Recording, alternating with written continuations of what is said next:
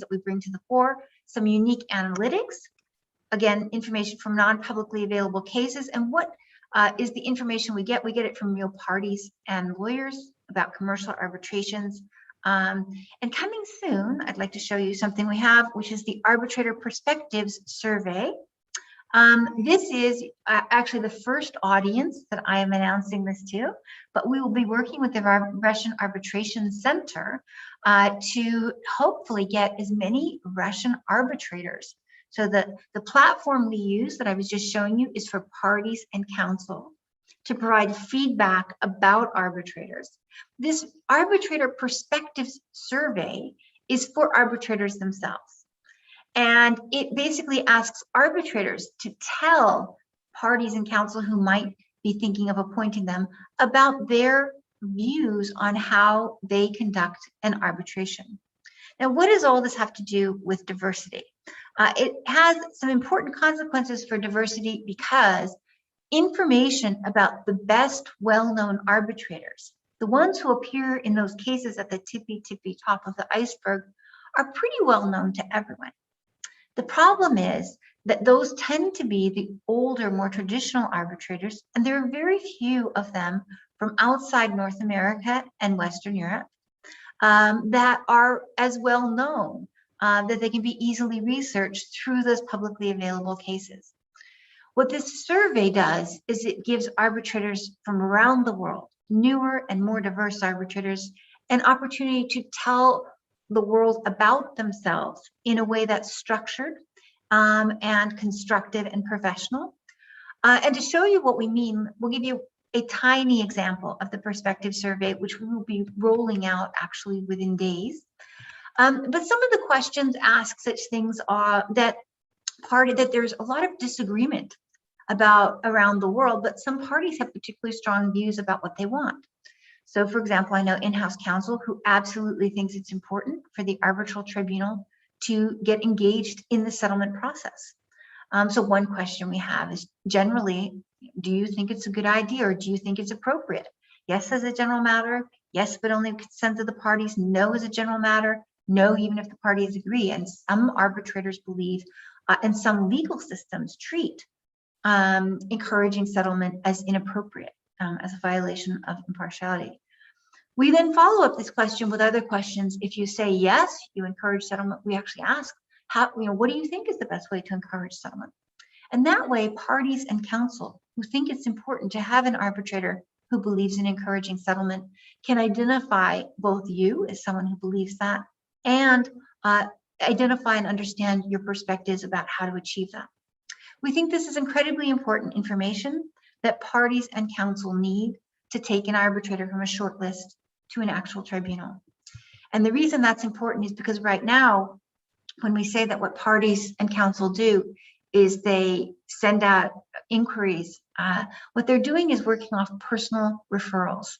And I don't know if you can see from this thing, but basically if your research on arbitrators is limited to personal referrals, what it does is it perpetuates the lack of diversity, right? It's harder and harder for diverse new arbitrators to come in, right? Because if you're looking for your referrals, you end up kind of sticking with the same people over and over.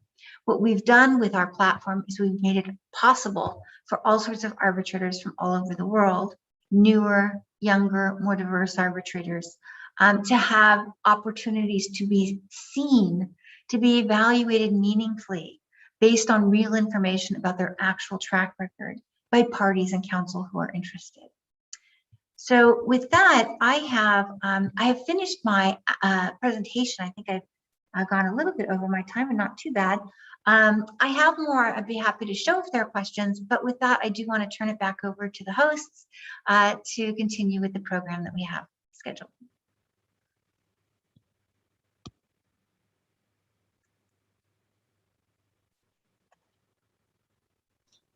Thank you very much, Catherine, for your presentation. That was wonderful to hear from you and your perspective, and we truly appreciate what Arbitrators Intelligence is doing to promote diversity.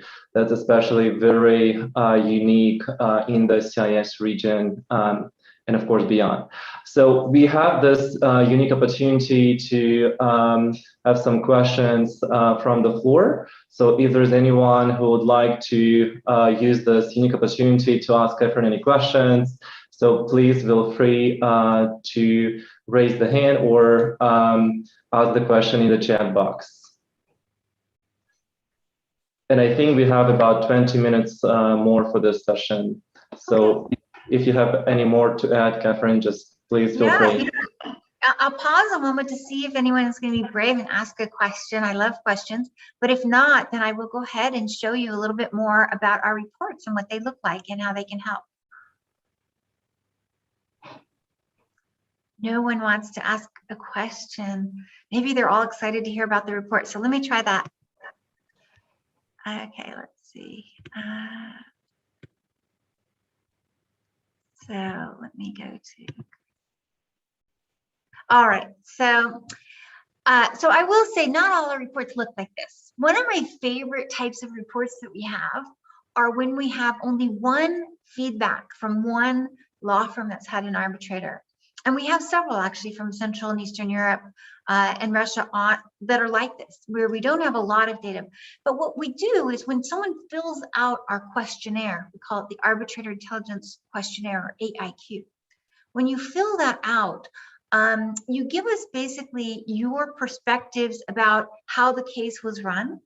Many of those questions reflect on the whole tribunal and all three arbitrators. But some of them reflect individually. For example, we ask about how the arbitrator, individual, each of the three on a tribunal, asked questions during the hearings. Did they demonstrate that the arbitrator was familiar with the case record and the law? Did the questions help clarify issues? All the way down to, were they did they demonstrate perhaps undue partisanship in favor of one party? Some parties might actually find that a good thing if they're trying to appoint an arbitrator, others may not. And what happens if we have only one feedback, one arbitrator intelligence questionnaire response, is it reads a bit like a summary of the case. But it has a lot more information than even if you had the award. So what does that mean? It means we have more information that's useful for appointing arbitrators, but we don't have the information that's confidential. So for example, we do not ask what were the facts at issue in the case? What were the parties fighting about factually? We only ask some basics to give context. We ask about what was the institution, what was the legal seat, what was the applicable law, okay? What was the industry? But we don't ask what were the facts in dispute. In addition, we do not ask what was the nature of the breach of contract? What was the nature of the statutory interpretation question? What were you fighting over legally? We only ask questions about how the arbitrators managed the proceedings. We ask questions about how the arbitrators interpreted a contract, but we don't ask what was the contract term that was being interpreted. And through this very carefully structured, scientifically proven, and it took me more than 2 years to develop the AIQ, we are able to keep this balance between maintaining confidentiality, but scooping out from a case and about an arbitrator all the really valuable details that you would want to know. And even if we only have one feedback, we can create this nice little report. And one feedback you can think of, if you've ever done these phone calls where you call someone you've been referred to and you say, well, what can you tell me about this arbitrator? They'll say, well, I was in this case, and I can't tell you about the facts, I can't tell you about the law, but here's how the tribunal handled things. One AIQ response is roughly equivalent to one of those phone calls. And that means even one can be very valuable. But what I'm going to show you now is what we do when we have a lot of them. And before I move forward, I need to tell you, I think one of the most exciting things about our new partnership with the Russian Arbitration Center, and that is one of the very first things we discussed. And I will say, we have been translating the questionnaire into multiple languages, and we always hope to expand it. But it was the Russian Arbitration Center that said, look, for our clients, for the parties that use our center, and for their arbitrators, it's really important that parties be able to fill out this questionnaire in Russian. Because we know an important part of diversity is recognizing that not all international arbitration happens in English, and not everyone who should be able to operate effectively and benefit from the international arbitration regime should have to speak English to be able to do that. So currently our questionnaire is translated into Spanish, Portuguese, and Arabic. But we are delighted to say that very soon it'll be available, thanks to the Russian Arbitration Center, also in Russian. We'll be bringing Chinese, other languages also soon. But let me show you now, I told you what it looks like if you have one feedback. But what if you were able to get feedback from 19 cases, from 24 different people who are in those 19 cases? Here's what our report can look like if we have that much. And let me also just pause. From the people we speak to, even partners at big law firms who have extensive professional networks, they tell us that if they are able to talk and have phone calls with 3 or 4 people to kind of vet an arbitrator, that they feel pretty good, 3 or 4. No one has ever told us, yes, they've gotten anywhere close to 19. But let's see what happens if you can get that much. So this is one of our reports on an arbitrator from Peru, who in fact we have feedback about 19 different cases. And some of them we have more than one person who provided us the feedback, meaning we have 24 people who provided feedback from 19 different cases. Well, all of a sudden, the kinds of insights you can give are much more sophisticated than if you only have 1 or 2 or 3. So this is the dashboard for Mr. Cantuarias's report.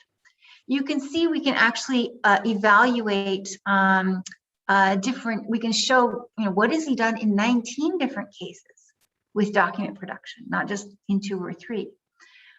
We can also show you, one of the questions we ask, super important question in the questionnaire, is we ask the person who's providing the feedback to tell us whether they believe they won or lost. And that's because we all know if you win $1 million, if one party is awarded $1 million, we don't know if they won or lost. If they were asking for $50 million, $1 million, maybe they think they lost. On the other hand, if they thought they were going to get nothing, maybe $1 million, they would count as a win. So we ask them to identify whether the award was more favorable, less favorable, or just about as expected. And let's see what we can do with some of these questions. So one thing we can do is we can tell you for the 19 cases we have, what were the, who got, what money, right? So, and how, and this is very important, how does it compare to other Latin American seated arbitrations? Now we can change that. We could say, well, how does it compare to other oil and gas arbitrations? Or how does it compare to other arbitrations over where over $100 million was requested? Okay, so we can change this baseline that you see right here. But right now we've just said, well, compared to other Latin American arbitrators.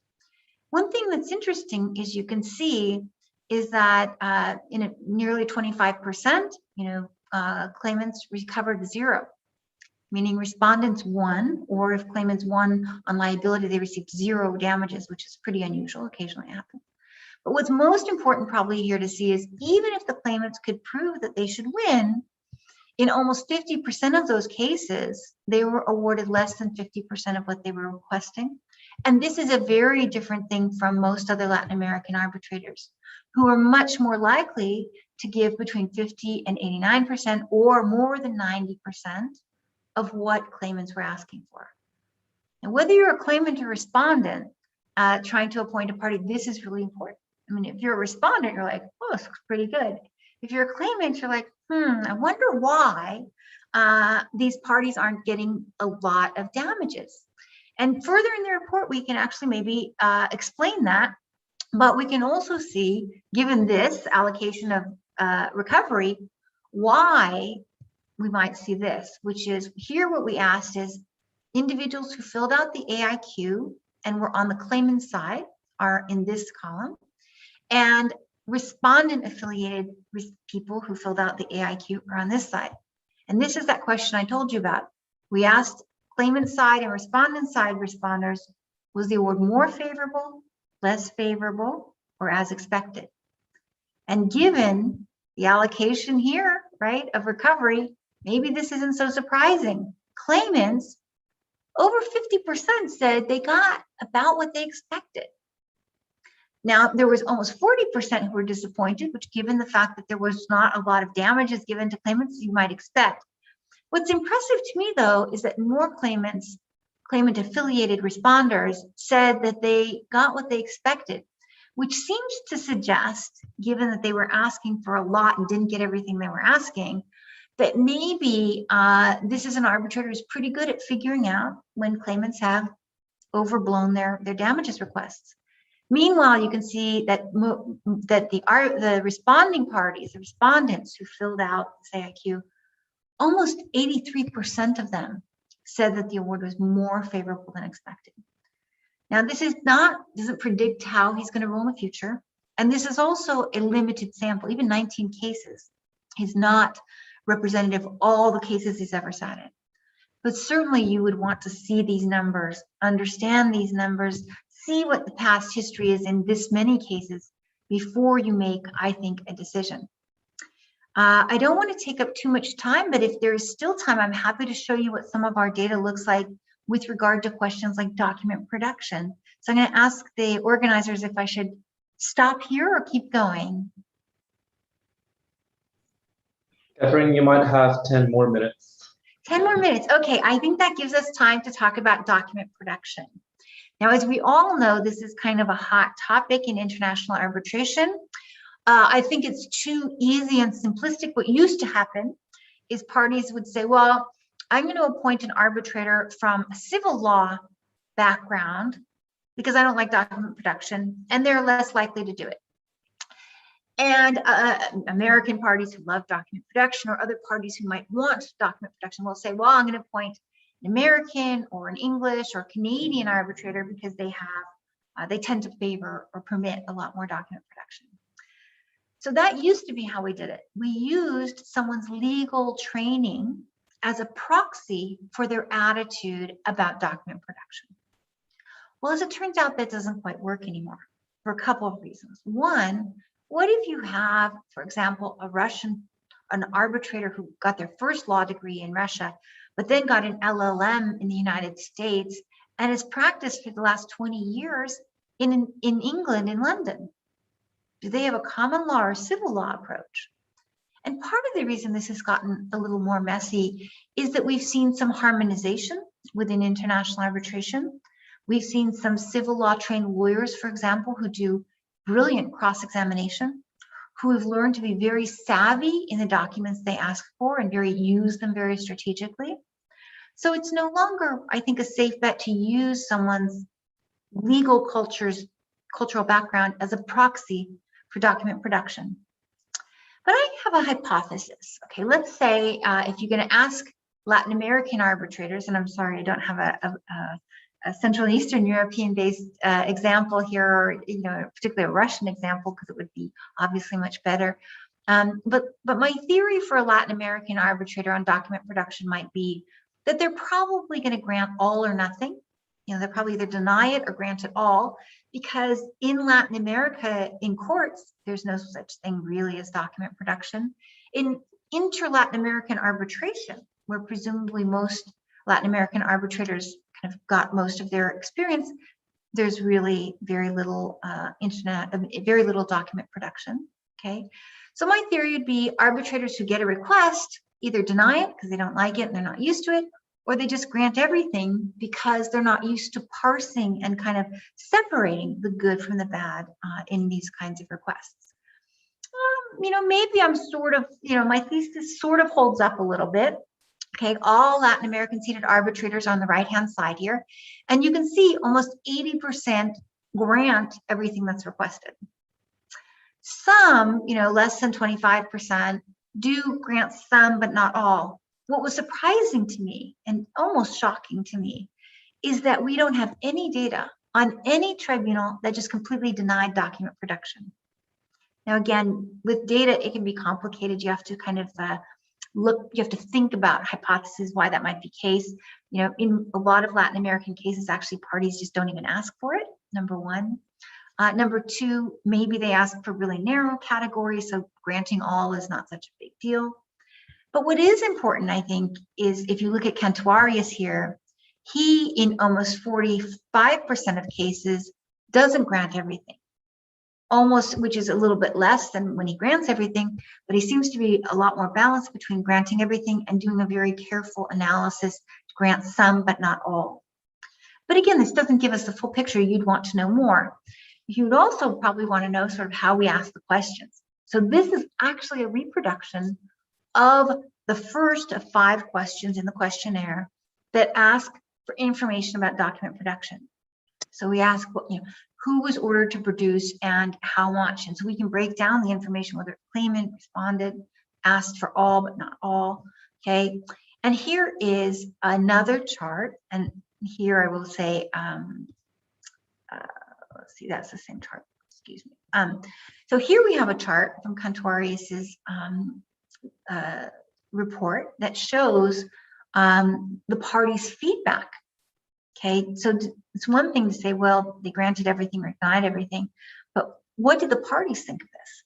And when you're on a phone asking someone on the other end of the phone about an arbitrator, you don't just ask them factually, how was document production handled, but you also ask them for their feedback on it. And what's interesting here, I think, is that, yes, sometimes parties thought there was too much, okay? Between the too much, they're pretty evenly split between Kantuarius and other Latin American arbitrators if you combine these 2 categories. Kantuarius seems to more often, be identified as getting it just right than some other Latin American seated arbitrators. And you can see Kantuarius has never been assessed as giving too little. So maybe if you want document production, he might be a safer bet than some other document requests. We also ask in the questionnaire, and the new one, we are about to launch our new AIQ 2.0. We have refined this question to take better account of what might be considered historically civil law perspectives on document production. So we added into this question some language from the Prague rules. So this original question, which is what the report I'm showing you is based on the IBA rules category. So was the document production that was ordered, that was requested, that was ordered, was it a limited number of individually identified documents, narrow and specific categories?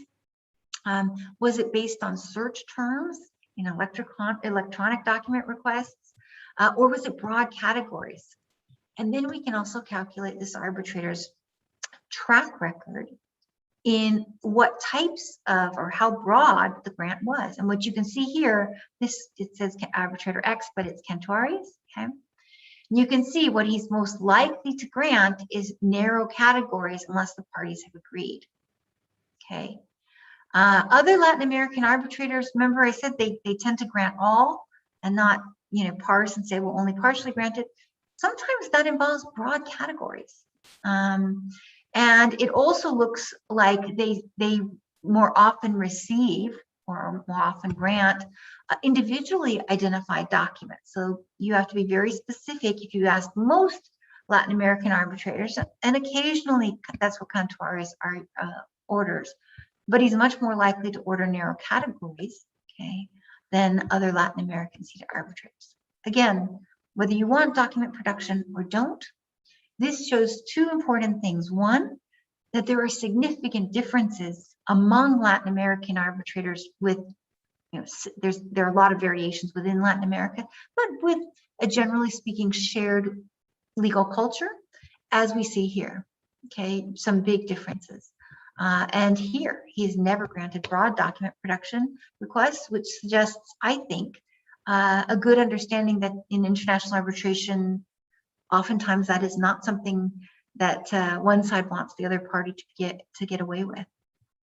I think that might be a good place to stop once again. And I've been talking so long, I hope people are on board. I hope now maybe there are some questions. I'll stop my screen share and invite them. So feel free to just, put it in the chat or anything. Yes, if you have any questions, please raise your hand or put them in the chat box. We will ask the Catherine questions. So personally, from my end, I do believe that this is quite unique movement, not only towards diversity, but also towards transparency, because this is always hard to know, how the person performed as an arbitrator because of the confidentiality. And then, as you mentioned, it's most of the time happens through making a call to someone you knew, been acting as a counsel in that case.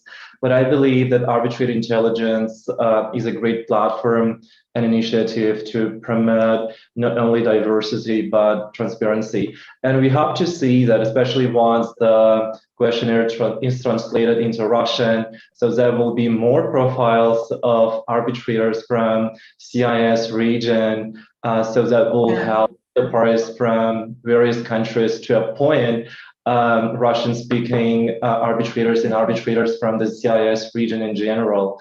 So let's see. I think I like your observation about, and I would even go a step further in saying, we don't just promote transparency and diversity. I think you promote diversity through transparency. Because historically, this was kind of almost like a secret society with a secret handshake, right? You had to know. And so the arbitrators who are most well known and about whom it's easiest to get information are the ones who are sort of most deeply entrenched, right? And the more transparent you make information about arbitrators, that you sort of organically expand, I believe, diversity. And in that sense, also, I think the survey is really important. This survey on arbitrators, it also gives arbitrators some control over how parties evaluate them.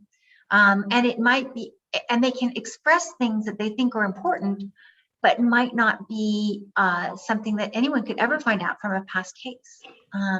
So we think that's another way to increase transparency, increase insights about how what an arbitrator's perspectives are, and therefore make it possible for parties to consider newer, diverse arbitrators from the CIS region who they may not have been able to consider because they couldn't find information about before.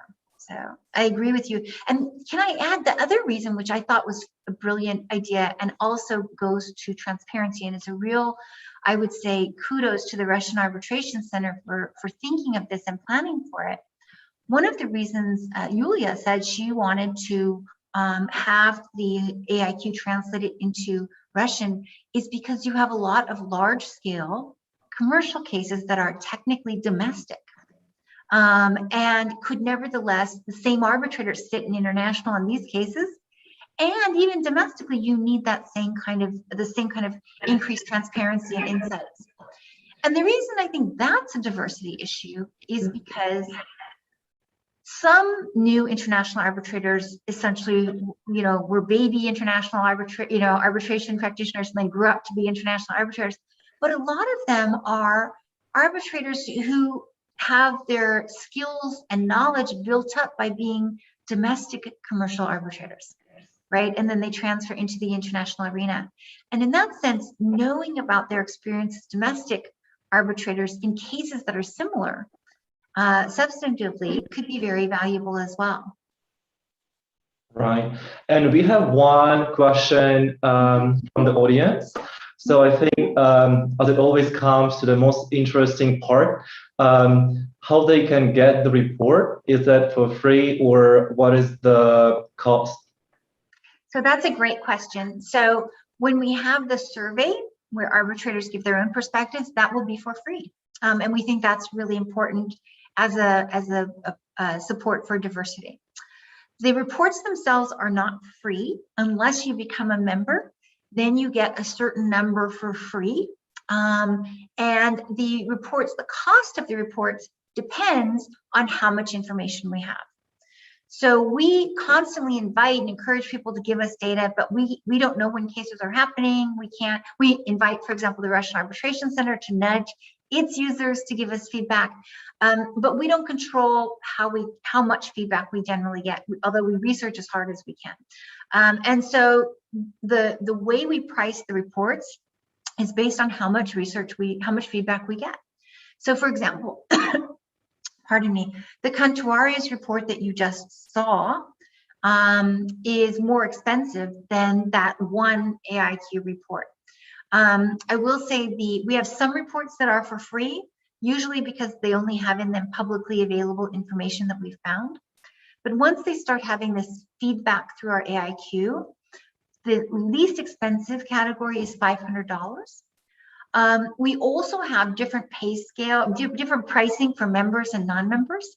So they can get expensive if you have a report with 19 cases in it. If you're not a member, it can be very expensive, $10,000. If you are a member, it could be a lot less, $4,000. The thing that's important though also about the price of the reports is that they were designed to be not overhead for law firms, but a pass-along cost for clients. So when clients are selecting an arbitral tribunal, they know they have to spend a certain amount of money. It's usually the associates doing some research and the partners making those phone calls, okay? And what we do is we essentially plug into that expense that parties are already expecting to spend. We think we create more value for the same money, okay, that they would spend. But that's how we price our reports. They're on individual arbitrators that you buy when you're trying to, create the tribunal. As a law firm, some law firms get some of the reports, either the ones we give them for free or some of the cheaper ones, maybe to go from the long list to the short list, or to kind of preview what they want to recommend to their clients. But generally, and then the law firm pays for those sometimes. But generally speaking, we thought the best way to do this is to, in a sense, have it plug into the costs that parties currently spend in researching arbitrators and appointing them to tribunals. So to answer your question, how are they priced? It depends how much data. If we have very little data, they're free or cheap. If we have a lot of data, a lot of value, then we price them to the value. And it's all based on how much information we've collected about the arbitrators. Right, I think it's very reasonable. So I don't see any further questions from the audience. And thank you very much again for your great presentation. It was wonderful to hear about the initiative, about the program. And we do have we actually have one more question. May I raise it? So we have a question. So it asks, since it is partially based on the feedback of the parties, how can we be sure that the feedback are genuine? That's a great question. And there are kind of different ways you could imagine people trying to muck up our data. You could imagine an arbitrator who wants to boost their career, going in and filling out all this feedback about what a great arbitrator they are, pretending to be someone else. Or you could imagine people misrepresenting. And the other question I think is related is, how do we know that the questionnaire is fair to arbitrators, right? You don't want people to go in and say, I lost this arbitration, I'm going to take it out in a nasty feedback about the arbitrators. So if you look at the actual questionnaire, you'll see that the way it's structured itself and the way the questions themselves are asked, there are a number of internal proprietary ways we control for the accuracy, which I won't share. But we also require that people who fill out the questionnaire online, and there are two ways you can take the questionnaire. You can do it online, in which case you have to register and give us your work email. We have you verify that email so we know you're a real person, not a bot, or someone has a real job. And then you fill it out online. The other way we do it is we now, much like chambers and other research firms, is we call you. And if we know that you've been counsel in a case with a particular arbitrator, we contact you and say, hey, would you be willing to do an interview? One of the things we offer is, if you give us feedback, we call you or you go and fill it out online about a diverse arbitrator, and this goes back to the price issue, we will give you a $500 credit. So for every feedback you give us, you could earn as much as the cost of a report, smaller report, but a report. And if you give us lots of feedback, you could earn lots of free reports. We control both who fills it out by either registering them online or talking to them by phone. We do not ever reveal the identity, however, of the person who fills it out. So from the arbitrator's perspective and from the public's perspective, it's anonymous. But we know to control, because we know from the internet, if people don't feel like they can be held accountable, they get irresponsible. Okay, so that's one of the most important ways we do it. We also review carefully all the AIQs to make sure that for accuracy. The nature of data, especially data provided by individuals, has some inaccuracies. So on occasion, If we see something that doesn't make sense, like for example, if the party puts in the amount of costs and fees awarded was higher than the amount of damages, we say, oh, that looks kind of weird. And we sometimes follow up with people who've given us the data, which is part of why what we want to create is not just a bunch of data that we collect. What we want to create is a network of member law firms and parties. Okay, so we give huge incentives to become a member, discounts and free reports and other tools and data insights, because what we want is a large network of people who trust each other, and that increases the value of and the reliability of the data we collect. We have greater confidence if we collect it from a member who we know has given us other useful, accurate data. So that's another really important way that we control the accuracy, the value of the data, is by trying as much as possible to get law firms and parties to become members, and to get most data from our members. And to that end, I'll just say we are in a huge push by the end of the year. We have to report to our investors and our various stakeholders how many members we have. So if you're even thinking about membership, write to me personally. I will give you, there is a membership fee, but I can waive all or most of it. And if you give us data, if you give us AIQs, I can really give you a good deal. We want to get as many members as possible by the end of the year. So think about it. Write me personally if you think you want to get if you want to become a member. Thank you very much, Catherine. So it's now time to move to our second session. I believe if anyone from the audience have any further questions, they may contact the Arbitrators Intelligence or the Russian Arbitration Center. Thank you very much. And we will now invite the speakers of the second session to present. Thank you.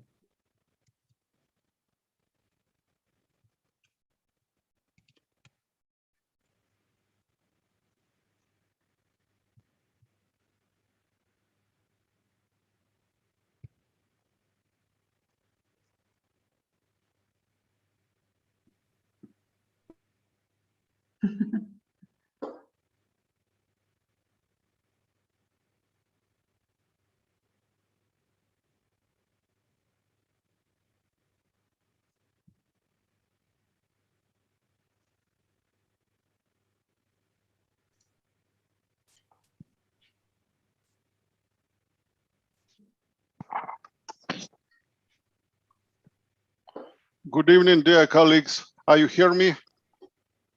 Yes, thank you. Yes. Hello, everyone. Hello, hello, hello. We are waiting in a couple minutes, so we are ready. I suppose we are live now already. Yeah. Yeah. Okay, if I understand, we can start. Yes, yes.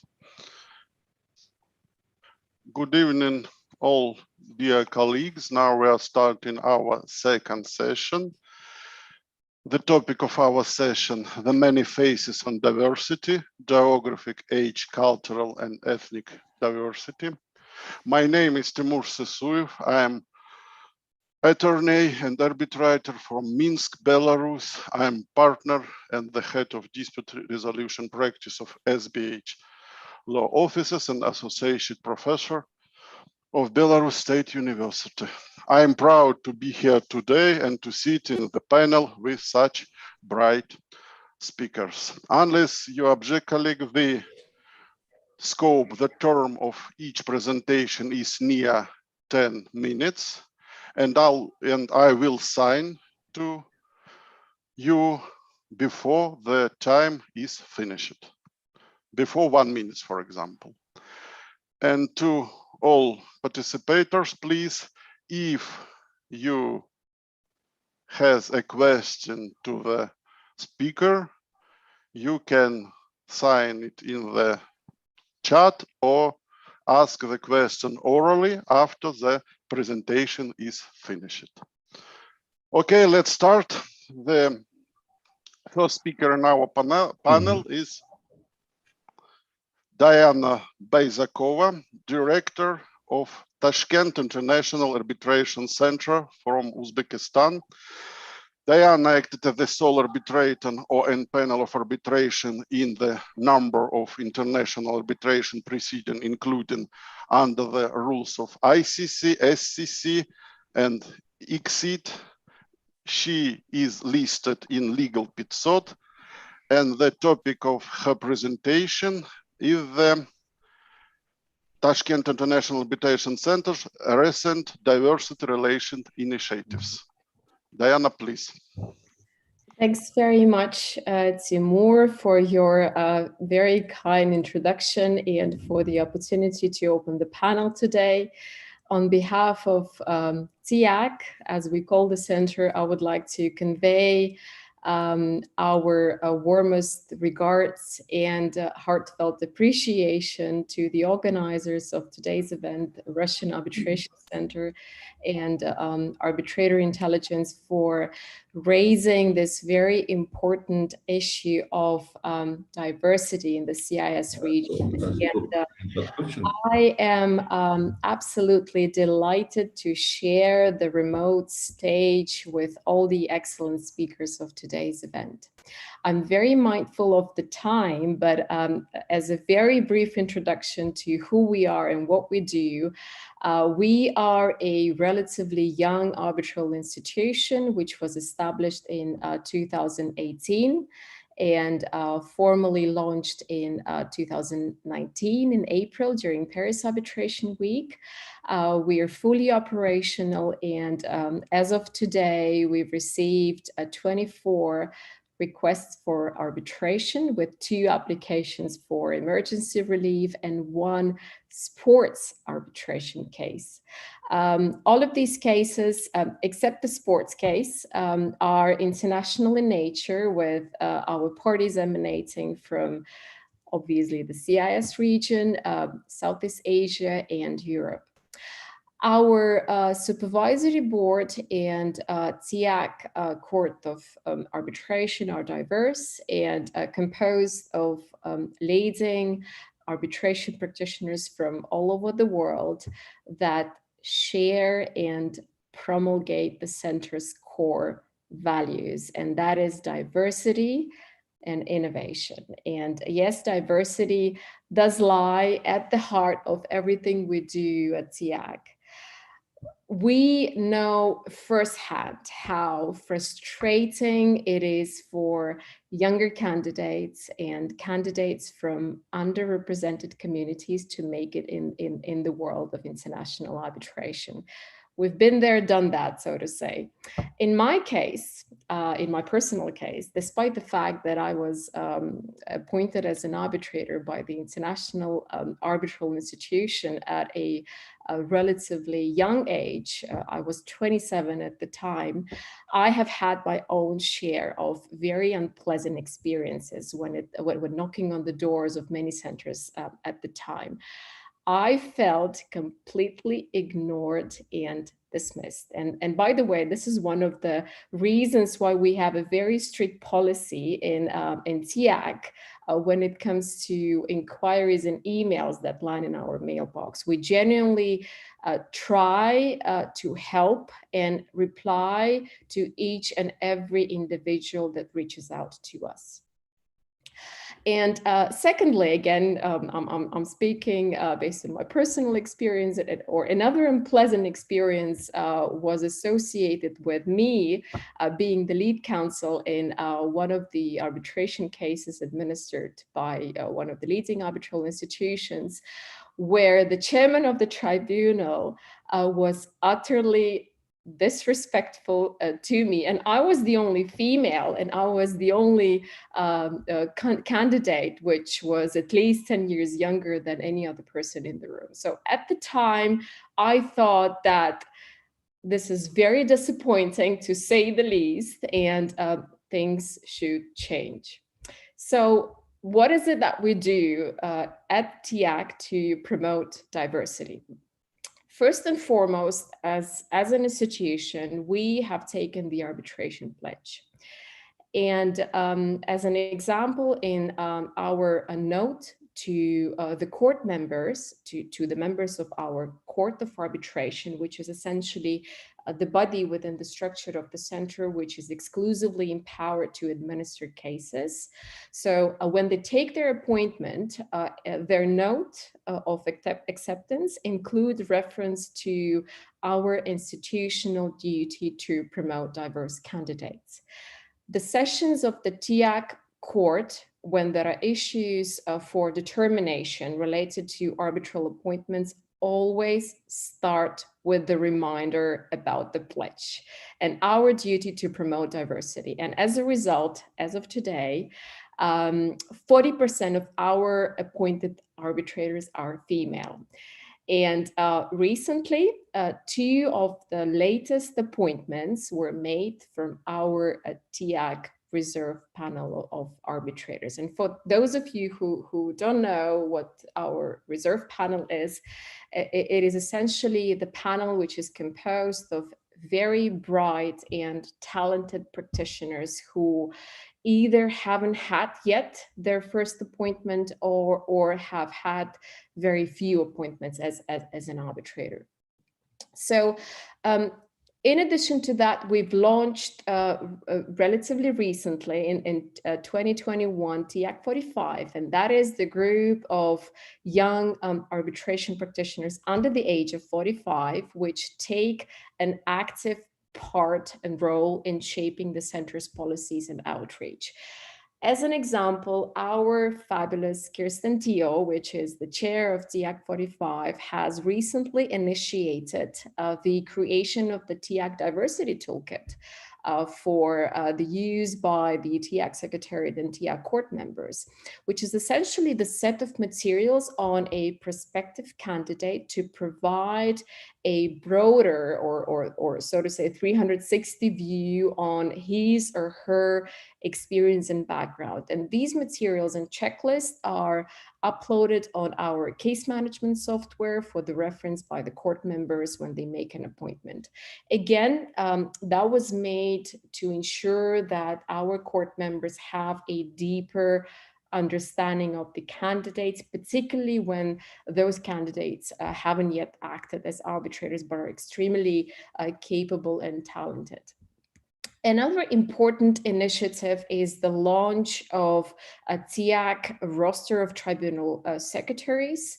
As we all know, getting the appointment as the tribunal secretary is viewed by many as the stepping stone towards getting that first appointment as an arbitrator, because those candidates, they get firsthand experience on the other side of the table. After my presentation, I will be sharing some of the links to apply to TIAC 45, TIAC roster of tribunal secretaries, and the TIAC reserve panel of arbitrators.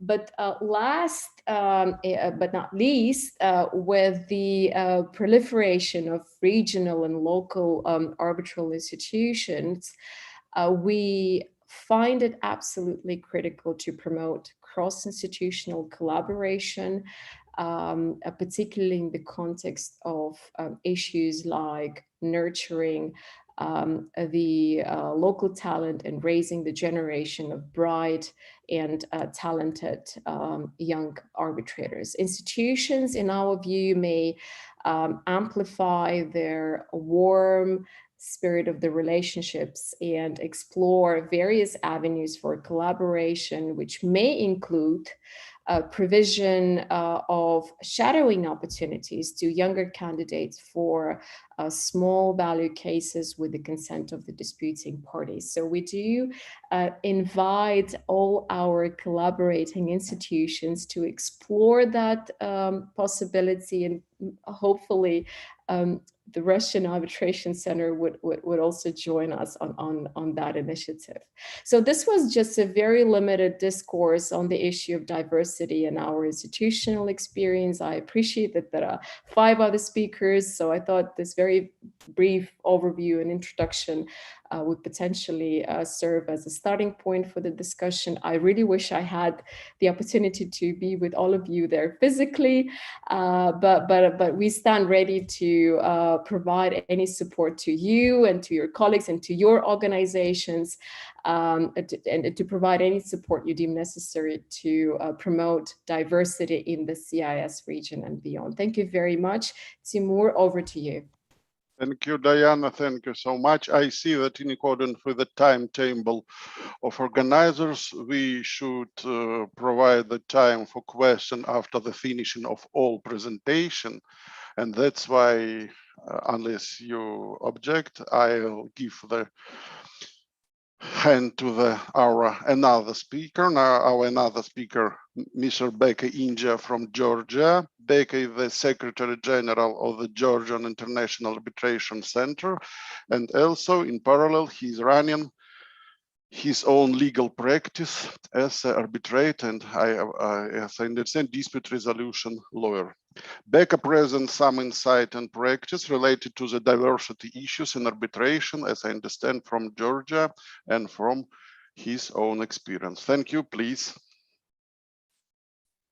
Thank you very much. Really exciting to be part of this event, and hello to all my colleagues. It is not the first time some of them we have shared the table, the panel and other events. So it is really good to share our ideas, share the cultures in our big region, of course, and really good to have to give our perspective of this very important issue, how we think, what the experience we have. Of course, I would like to thank you, the organizers, the Russian Arbitration Center and Arbitration Intelligence.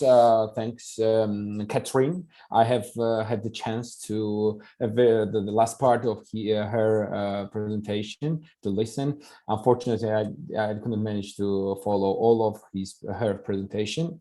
I know that the format of this event is much to share and show the perspective from our practice. And in this, my short presentation, I will give you the insights and the practice what we have in Georgia, and also I will do that from the perspective of my institution, which I'm present now, Georgian International Arbitration Center. Actually, last week we have started the arbitration days. Maybe you know about that, and I should mention that in the opening event, which was actually in person, it was one of the exceptions what we have here in Georgia because of these COVID regulations and of this pandemic. But thanks that we had in person, a small event. We had the keynote speakers, Eduardo Silva Romero, and it was really very good to hear from him the very, very nice and important and very exciting thoughts regarding the diversity in arbitration. He promised that the international arbitration diversity is not a big problem now, but it is not enough diversity in the world now. And so we should work in it, and it is always good to hear from different perspectives. So from my side, what I can tell you. So diversity, when we are talking about the diversity, they can be divided, and it includes different angles, of course. Of course, there is a main and not main issues which we are searching for, which we are taking in consideration, and so on. In my short presentation, I would like to speak very shortly and make difference and split in 2 points. One, the diversity from the point of the view of the parties and point of view of the institution. How we do that, and what the party are doing for this, and can they do that, or how we can promote for them to make the diversity. Of course, party, from our perspective and what our observations are, is that the party, for our observation, they don't really take care about the diversity. They, of course, they take care and take in consideration only their disputes and their case. And in this case, of course, when they are making the appropriate appointment of or nomination of the candidates of arbitrators, they are looking for of their party, their case, and how a prospective arbitrator can know the case. How this arbitrator, what is the experience of this arbitrator? What is the, for example, reputation of this arbitrator or nomination they did? Or what knowledge they have in, for example, in applicable law and so on and so on. Of course, they do care on these matters, but at the end, what is the outcome in respect to the diversity of the arbitrator appointments? We can, as an institution, we can count it and we can make the statistics. But what we have done in this, if these parties criteria, what they see that it is important for their cases, at the end of the day, we receive the result that maybe another counterparty, they don't the candidate that does not fit their criteria, and what we receive that the institution should appoint that. If, of course, we have the sole arbitration tribunal, or maybe we have the three-member tribunal, but in this case, the chair most probably are appointed by institutions. So, and to move on the another angle, what I have already mentioned of diversity, the institutions really do have the very important role in impact, and they can have the real impact on diversity improvements, what we call it, and what the new world of arbitration, we are talking about the diversity and this culture. Of course, first of all, what I wanted to say in this arbitration of today, and when we are talking about the diversity, most important criteria and the figures can be seen in nationality. Of course, in the gender, first of all, I think that the gender is the first. And third, which I can underline, it's the age. Of course, there are other, for example, criteria or other circumstances which we are taking in account. But when we are talking about diversity, these three main parts are the most important.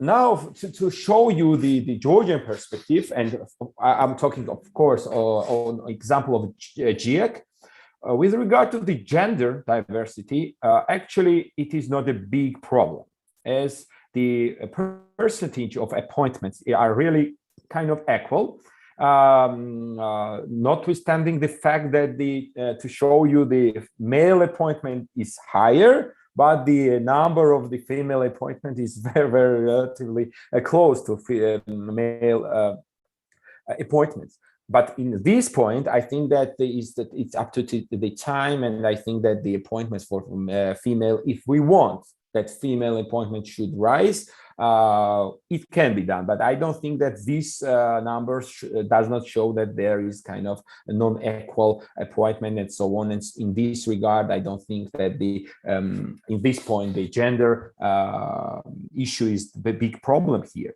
Actually, but from another perspective, for the nationality perspective, I don't think that in some international arbitration, and here also, maybe this can be issue, but it is not an issue of the discrimination, for sure. This is issue of the needs, what the case and the party will need. Of course, as to the age of nationalities, of course, first of all, when the institution is stepping in during the appointments, we, as an institution, we are thinking about the nationality, of course, and we have the arbitration rule that provides and provision provide that if there is a different nationalities, none of the parties national the arbitrator should be, unless party agree otherwise, of course. And this, of course, is always taken into consideration by the consul. The consul is the organ which is responsible for appointment in our institution, and they always take in these consideration. But here I will make a question, maybe to all of my colleagues. What if, and we are living in the region with cultures, with the languages, of course, and of course, plus here we have the qualification, the nature of the dispute, and of course the applicable law. And then we have the main issue of the nationality, whom we have to appoint when we have the differences. Becca, 1 minute is remaining, please. Thank you very much, and I will take into consideration. What we should do, we should look over the nationality, plus this nationality should know for example, Georgian legislation, language, and so on and so on. I will leave this question open, and maybe we will have time to discuss and turn to the other diversity point. This is the age.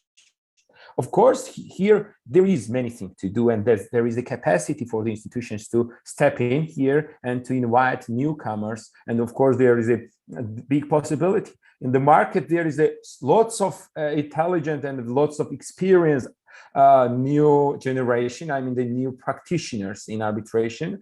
I can say that somewhere the 30% of the arbitrators in Tiac, they are under 40, and this is really good. And I don't remember what Diana has also mentioned, but what is in their case, but mostly somewhere the 20% of the arbitrators has got their first cases. And from our perspectives, we are always giving the possibility and the chance to these newcomers to give the new appointments. And especially when I'm saying from the institutional perspective, it is easy because we have a chance. Then we see that if whole tribunal of 3-member tribunals should be appointed by us, there is the big chance that newcomers can see it as a co-arbitrators, as it is easy job for them.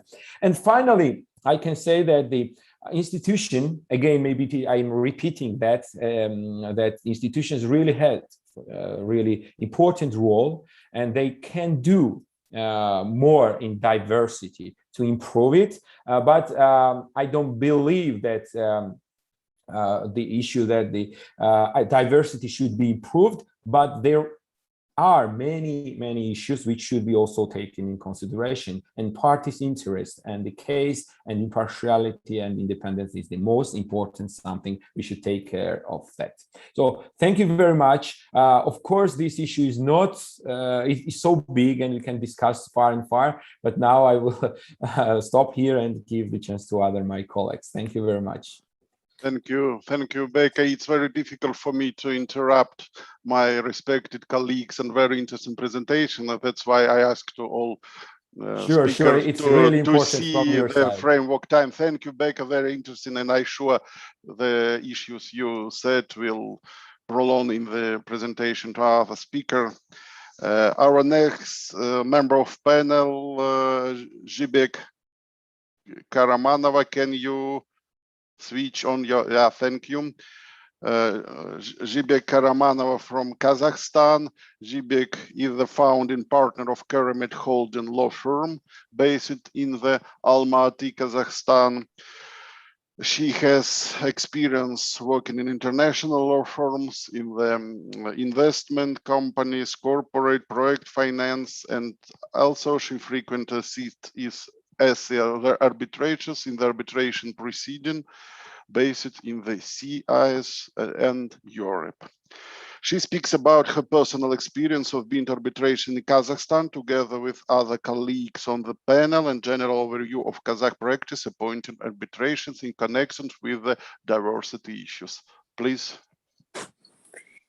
Hello, everyone. I hope I'm being heard rather well. I apologize in advance for any technical interruptions that might occur. I have some technical problems today. Anyways, yes, thank you a lot, Timur, for introduction. Thank you a lot to organizers for inviting me to be at this very esteemed panel of colleagues. And I'd be very glad to share my experience. First of all, I would like to mention that there are 19 permanently working arbitration courts in Kazakhstan. At one hand, it is rather a huge number for Kazakhstan. At the same time, it is not very big number of arbitration institutes, since Kazakhstan is very large, and there are many different territorial units in the country. And we think that more arbitration institutes exist in the country. It is better for development of arbitration in general, because unfortunately, even though the law on arbitration, the modern law on arbitration, was passed more than 15 years ago, still not everyone has a strong belief in arbitration as a strong tool to get the justice. Therefore, for example, before 2006, there were two laws. One law was on domestic arbitration and one law was on international arbitration, which split it to arbitration cases with residents and arbitration cases with non-residents. Therefore, of course, arbitrators were selected the way how the cases were split. So in domestic arbitrations, mostly Kazakh arbitrators were participating, and in arbitration cases where there was at least one international foreign element, they were invited foreign arbitrators or who were qualified under foreign law. And since 2006, the new law on arbitration, when the new law on arbitration passed, the criteria for arbitrators to be appointed became rather specific. And if earlier the state wanted to develop arbitration, and any person who reached the age of 25, so very young, could become the arbitrator, practically every person. Now this age was increased, and if the person has higher education, if he is at least 30 years old, if he doesn't have any criminal conviction, if there are certain other criteria, if he is not linked with the parties, he can be the arbitrator in the case, or he can be included to the list of arbitrators, specifically to the some arbitration institute. And what I would like to mention, I very carefully listened to my colleagues, the previous speakers, and I fully agree that the issue of diversity exists. In my experience, there was no gender issue. Basically, parties did not choose the arbitrators upon the gender. However, they were choosing, they were reviewing the candidate in relation to the age. So older arbitrator is more trust he thinks to get from the parties. Also, I would like to mention that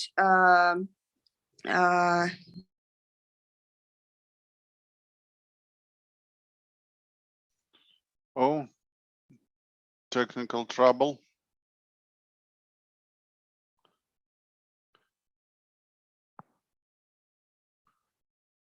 If Zhibek will not back to us in 20 seconds, we will go to the next speaker, unless you object, because the time is running.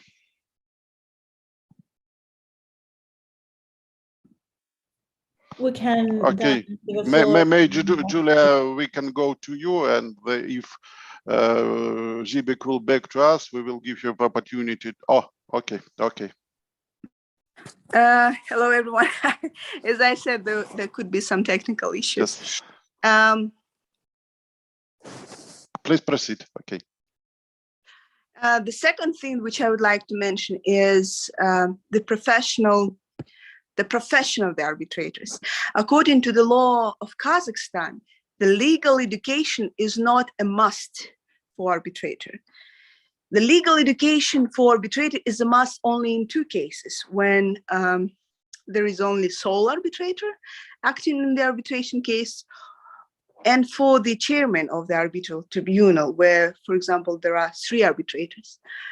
And unfortunately, not all arbitration institutes in Kazakhstan inform the clients, the parties, about the possibility to choose the person who's actually, for example, very fluent in IT issues, in fintech issues, who is very knowledgeable about very niche spheres, that they could be also arbitrators.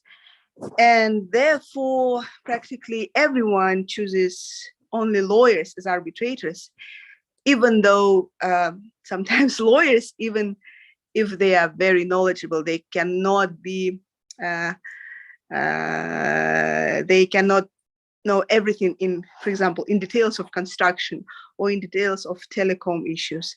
Therefore, I think, and maybe it will sound as an announcement, we are right now in the process of launch of Almaty Court of International Arbitration, another arbitration institute, very new, and where we think to divide our arbitrators into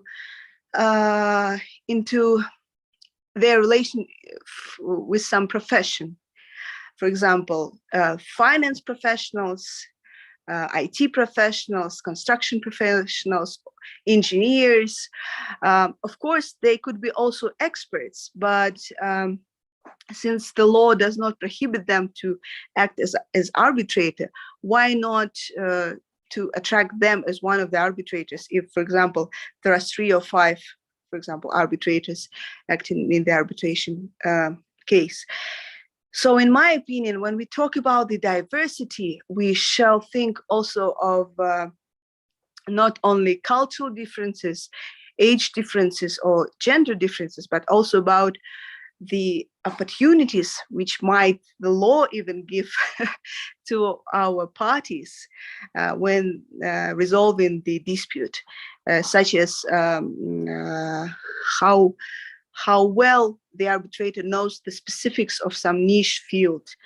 And I am sorry, 1 minute is remaining. Well, this is practically all.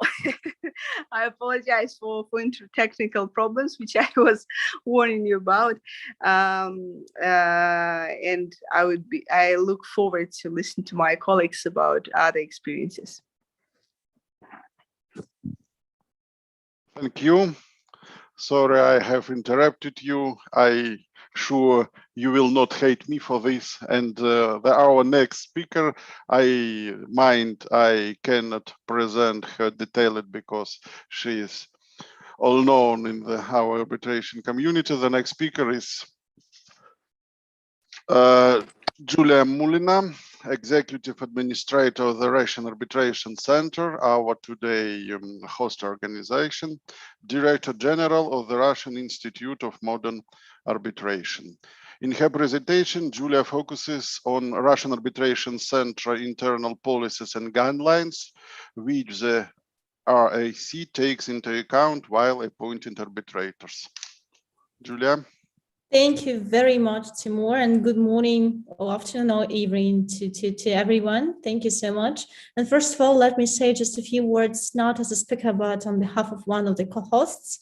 We are very grateful to all the speakers, to all the distinguished speakers for taking part in the event, and of course to our co-organizer, co-host, Arbitrators Intelligence. So we are here today, we're discussing a very important and maybe underestimated topic, I mean diversity in the CIS region. And yes, if I may, I would like to share the Russian Arbitration Center experience and maybe some thoughts of mine, why diversity in different senses is truly important for development of arbitration.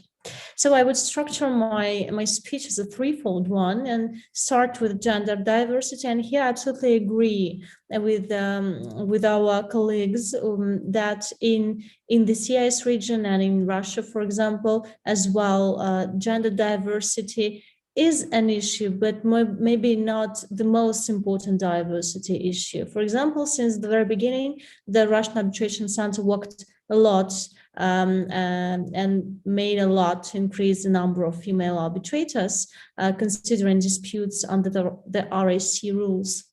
We also signed the arbitration pledge 4 years ago, and each year we publish our case load, and which indicates the percentage of male and female arbitrators.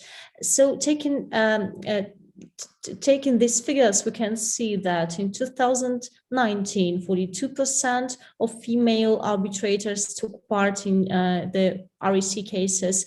In 2020, we had 36% of female arbitrators, and these figures show that the REC makes every effort to ensure gender diversity. Still, we can see that in most cases, female arbitrators are appointed by the institution, not nominated by bodies.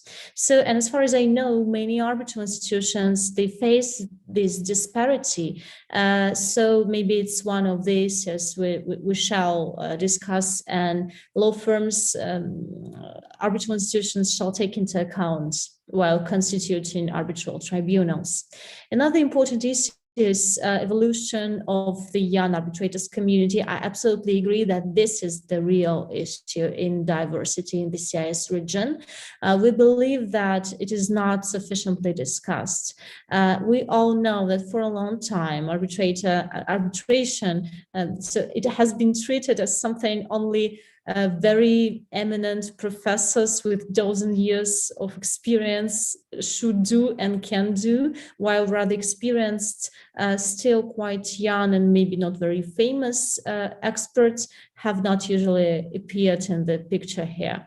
But in this sense, the world is also gradually changing, and more arbitrators, for example, under the RAC rules, they are quite young. And as far as I remember, almost a half of arbitrators under the RAC rules under 45. And most of them are very experienced practitioners from all over the globe.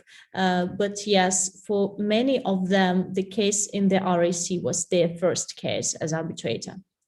The third type of diversity, I think that may be very important for Russia, especially, is regional diversity. Russia is truly big. And there is a common joke that Moscow is like a different country. And speaking of Moscow, we do not mean Russia. Speaking of Russia, one doesn't mean Moscow. And yes, of course, we have many parties from Moscow. We have many arbitrators from Moscow, but not all of them. Our claimants and respondents, they come from 11 countries and from more than 40 different regions of Russia. And the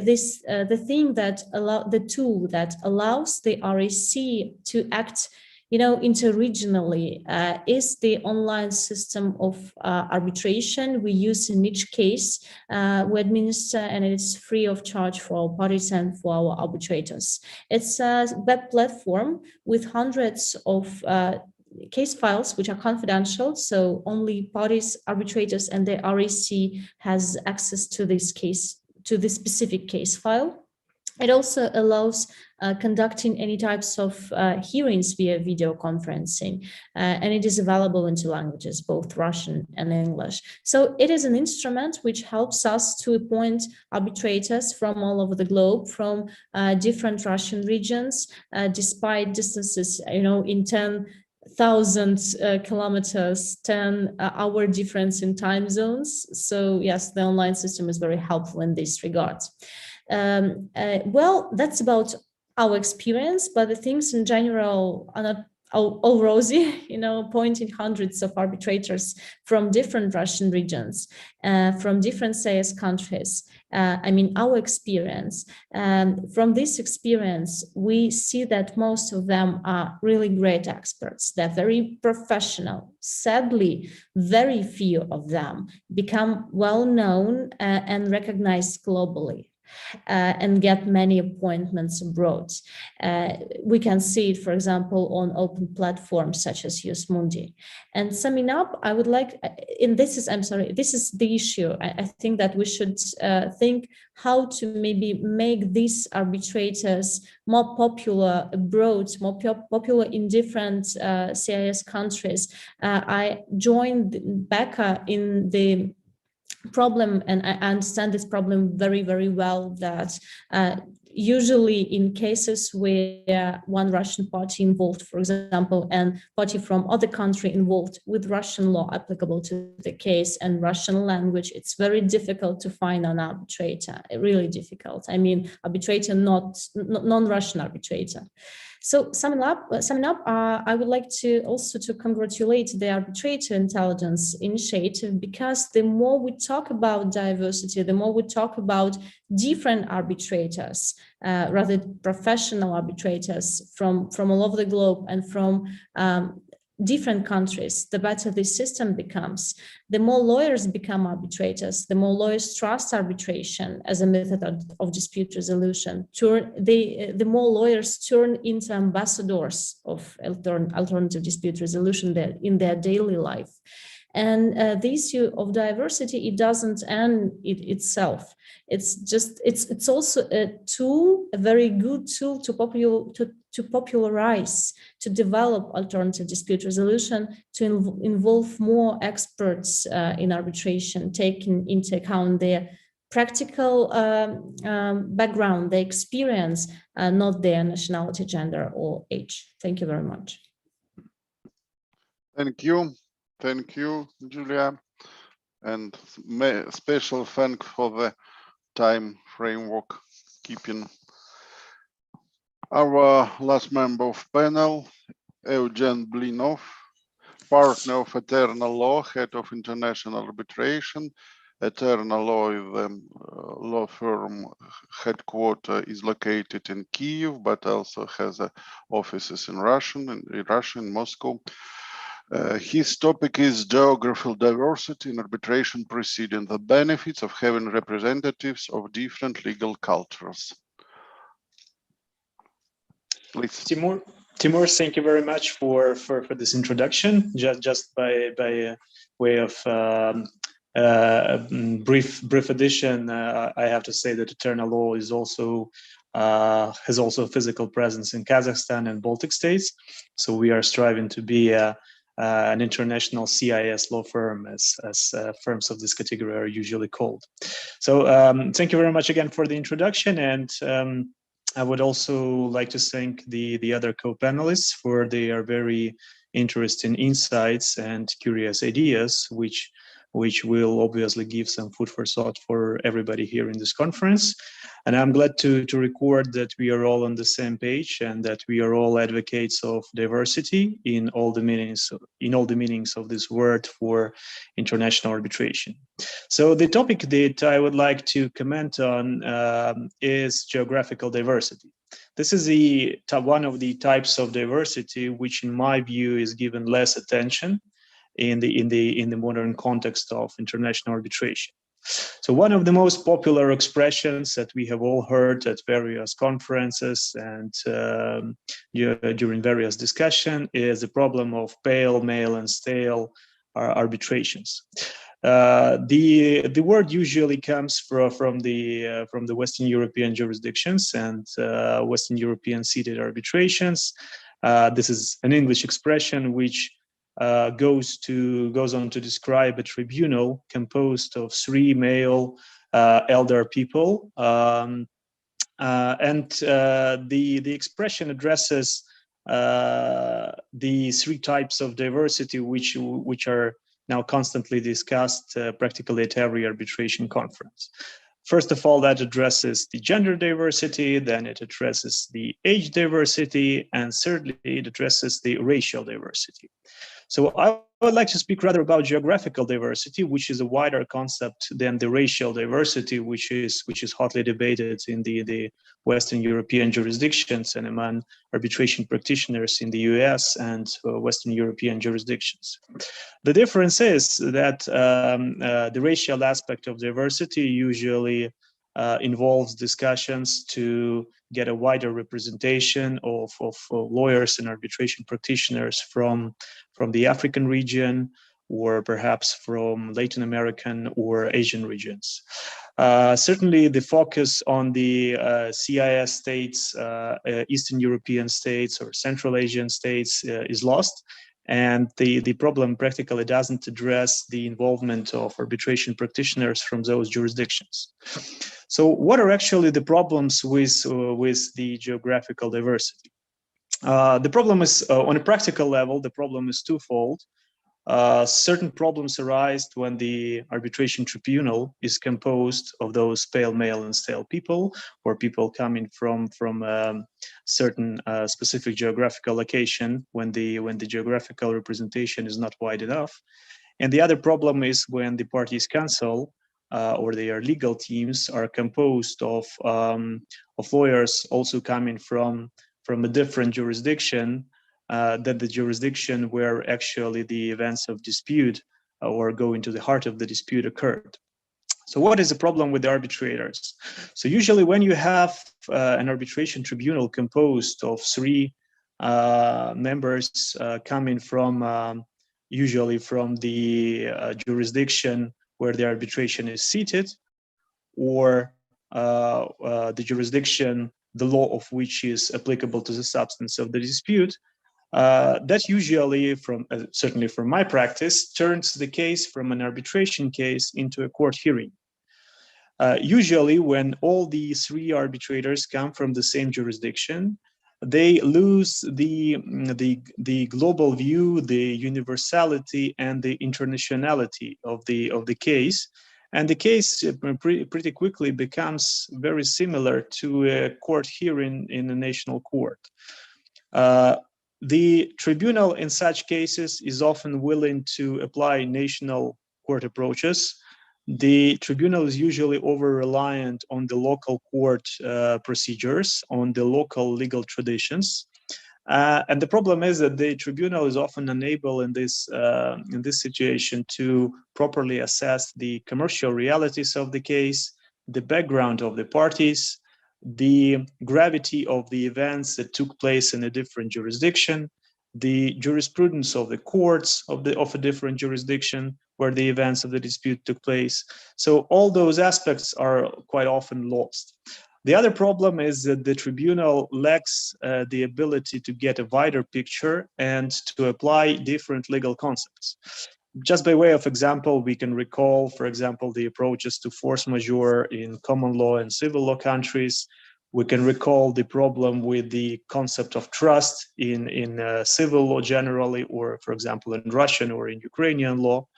The other thing is, for example, the scope of the duty to act in good faith, which is quite always very different in its scope, meaning, and effect between common law and civil law jurisdictions. The other problem is of a practical nature. So when you have a tribunal composed of 3 members from a specific jurisdiction, different cultural and even language matters occur. So in the modern days, when the arbitration practitioners from different countries are very fluent in English language, the problem is not in language per se, but rather in the message that you put in the words which you are saying. Just before this conference, I read a quite interesting and insightful article by an eminent practitioner, Jan Paulsen, where he gave a very nice example of this situation. The tribunal, the chairman of the tribunal, saying to a party representative that, "No, thank you, I do not need any more explanations from you, everything is understood for me." So this phrase will be absolutely differently understood by a Russian advocate, by a French avocat, or an English solicitor. They will get a very different meaning of that phrase. But the problem lies not only with the arbitrators, the problem often lies with the parties' counsel. So it is often the case, and it used to be the case, certainly in the 90s and in the first half of noughties, when commercial parties from Russia or other CIS states tended to choose as their legal representatives and counsel in the arbitration Western European or American law firms. and often neglected to hire arbitration practitioners from the CIS states on the purported idea that they have less experience or that they will be less accepted in Western European arbitrations. The problem is that such foreign counsel are usually completely detached from the commercial realities and evidentiary matters that again go to the heart of the dispute between the parties. And they are quite often, even if they have local offices in those jurisdictions, they are quite often unable to understand, evaluate, and properly present the factual metrics of the case to the tribunal. Again, previously there was a serious concern that arbitration practitioners from non-Western European or non-US jurisdictions have less experience in international arbitration, that they will be poor party representatives in the arbitration proceedings. Well, certainly this is no longer the case. We all know a lot of bright and well-experienced arbitration practitioners and cross-border litigation practitioners from Russia, Ukraine, Baltic states, Central Asian countries, Caucasus countries. So that is not a problem anymore, and that's not an area of concern. The other concern that has been raised in support of the idea that you should appoint arbitrators from the jurisdiction where the arbitration is seated or the law of which is applicable to the substance of the dispute is that many people would say that you would need to have all arbitrators experienced in that law, in the law that is applicable to the substance of the dispute. As we see from the many arbitrations involving either CIS parties or non-CIS parties, that's not a problem at all. So if you have a balanced tribunal with representatives of different legal traditions, the awards are far often better balanced, they are better nuanced, and better consideration is given to the arguments of each of the parties. The funny part of this is often the parties to arbitration are very unhappy when the tribunal takes more initiative on itself, takes a more inquisitory approach, and basically applies the maxim of Jura novit curia. But this is usually the consequence when you are relying on the tribunal being more experienced in the applicable law than the party representatives. So certainly, obviously, there is no risk. I'm sorry, Evgen, 1 minute is remaining, please. Yeah, thank you, and I'm finishing. And finally, on the procedural part of arbitration matters, the benefits of having representatives of different legal cultures is that you receive greater acceptance of universal rules. So once you have a more balanced arbitration tribunal and a more balanced composition of party representatives, usually you would observe wider acceptance of IBA rules, other soft law, a wider acceptance of reference schedules, for example. But certainly this puts larger obligations on the parties, that they would need to take more active approach in approving the procedural order number 1 and other applicable rules. And to finish this this part of my speech, I would also quote the same article written by Jan Paulson, that we can live with either set of the rules, but the problem is when there are none applicable at all. That effectively concludes my speech. Thank you so much, Evgen. I'm sorry for my little lapsus in the previous gap, and now we have the next and the last for today member of our panel, Shamaral Maichi from Kyrgyzstan, chairman of the International Court of Arbitration and affiliation with the Chamber of Commerce and Industry of the Kyrgyz Republic. And he speaks about gender equality in cases at his arbitration center. Shamaral, пожалуйста, ваша презентация, ваше выступление. Спасибо.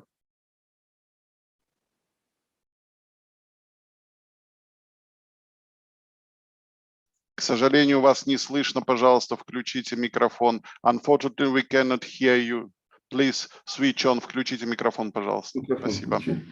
Спасибо. Уважаемые коллеги, здравствуйте. Благодарю РАЦ за приглашение на эту встречу.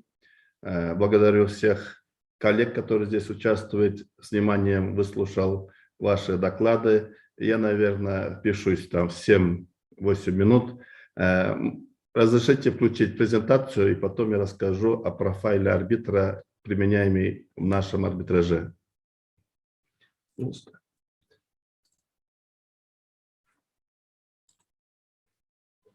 Наш арбитраж существует с 2002 года. За все эти годы было сформировано 2004 года 1284 состава арбитров. Из них в составе 3 арбитров 190, в составе единоличного арбитра 1094. Количество арбитров, участвовавших в рассмотрении дел, 110. Это на сентябрь 2021 года. Количество дел в составе 3 арбитров 190, как я уже говорил. Из них исключительно женские в составе 37, исключительно в мужском составе 21, смешанных составов 132. К сожалению, можно было бы их разбить там, где назначены стороны истцами, ответчиками, но чересчур было бы перегружена моя информация.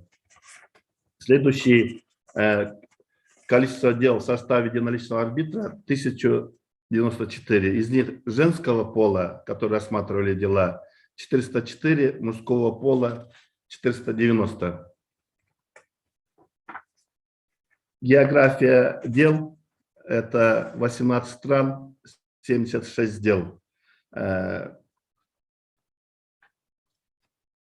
рассмотрено за весь период существования нашего суда. Всего в списке арбитров 345 арбитров из 29 стран. В рассмотрении дел участвовали арбитры из 6 стран. Ну, это вкратце я цифры вам сказал. А теперь я хотел бы рассказать про назначение арбитров. На самом деле наш институт тоже является назначающим органом. И практически из всех этого количества дел примерно по более 600 приходилось назначать мне как председателю. И это очень большая проблема, потому что если посмотреть статистику, где-то около 5 арбитров рассмотрели более 80 дел, 80-100 дел. Где-то 60 арбитров рассмотрели более 30 дел, и 64 арбитра – это более 10 дел. И при каждом назначении возникает вопрос, как и кого выбрать. Но так как в основном мы назначаем из нашего списка арбитров, поэтому где-то лет 5-6 назад была сделана попытка провести так называемый документ, как профайл арбитра. При назначении арбитра всегда возникает вопрос, как его выбрать, а именно какими профессионально важными качествами он должен обладать.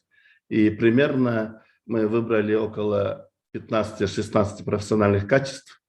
Это, например, беспристрастность, повышение квалификации, морально-нравственные качества,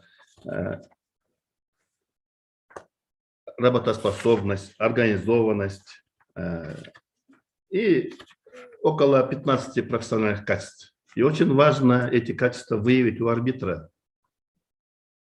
чтобы можно было оценивать при следующем назначении.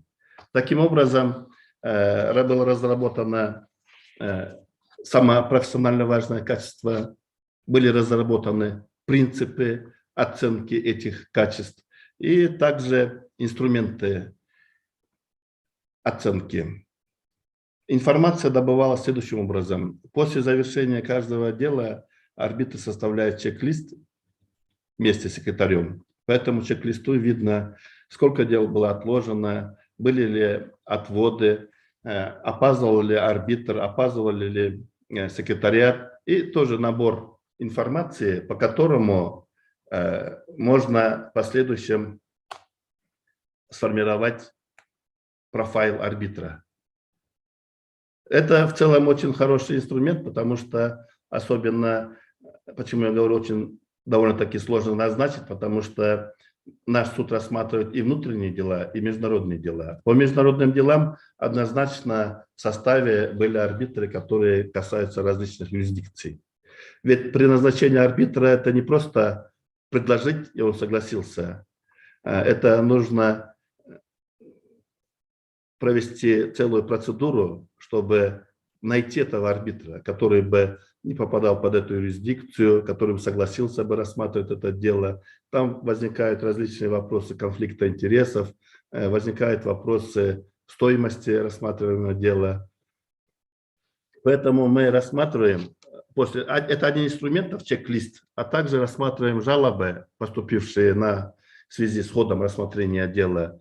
Рассматриваем, как арбитр повышает свою квалификацию, публикуется ли, повышает ли свои научные степени.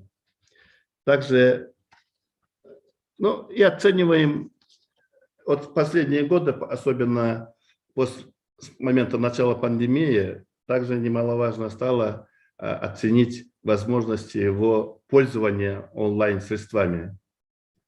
Мы в последние годы разработали регламенты, связанные с онлайн-цифровизацией нашего суда, и даже в этот момент определенным образом влияет на участие арбитра в процессе. Поэтому, если у меня уже время завершается, то я могу завершить свою Еще презентацию. 1-1,5 минуты есть. You have also one or Я one хотел with бы тогда half of пригласить minutes. наших коллег. Мы находимся как бы в одном регионе с одной культурой в основном, поэтому к активному участию по совместным мероприятиям в следующем году у нас будет 20 лет, поэтому я приглашаю всех вас на этот юбилей. Мы, наверное, в конце года разошлем приглашение и, наверное, презентуем нашу информационную программу автоматизированную, в котором мы думали профайл арбитра тоже выставить, чтобы, по примеру, Кэтрин Роджерс, которая рассказывала, чтобы можно было как-то в рамках конфиденциальности, но в рамках определенных пределов раскрытия, чтобы стороны могли сами квалифицированно выбирать арбитров. Спасибо за внимание. Спасибо, очень интересно. Thank you, Shamaral. All presentation in our panel are finished. Maybe we have some questions from the via chat or via floor, or no?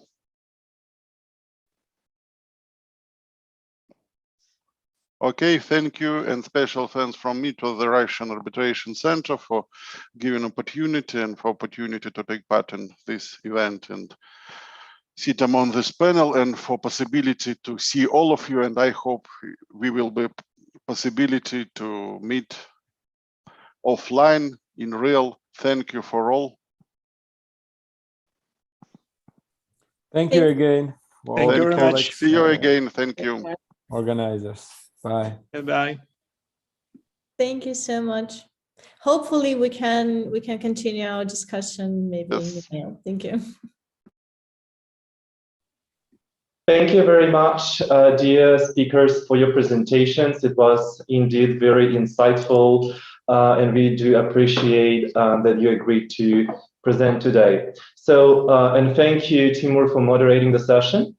Now we will have a short break, and before we move to the final session of today's conference. Thank you very much. Thank you.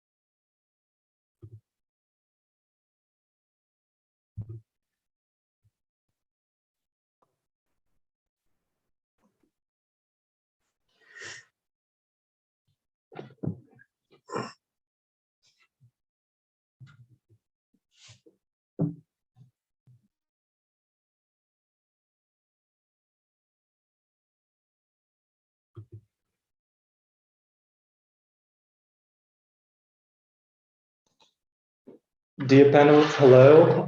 Very welcome to our last session of today's conference.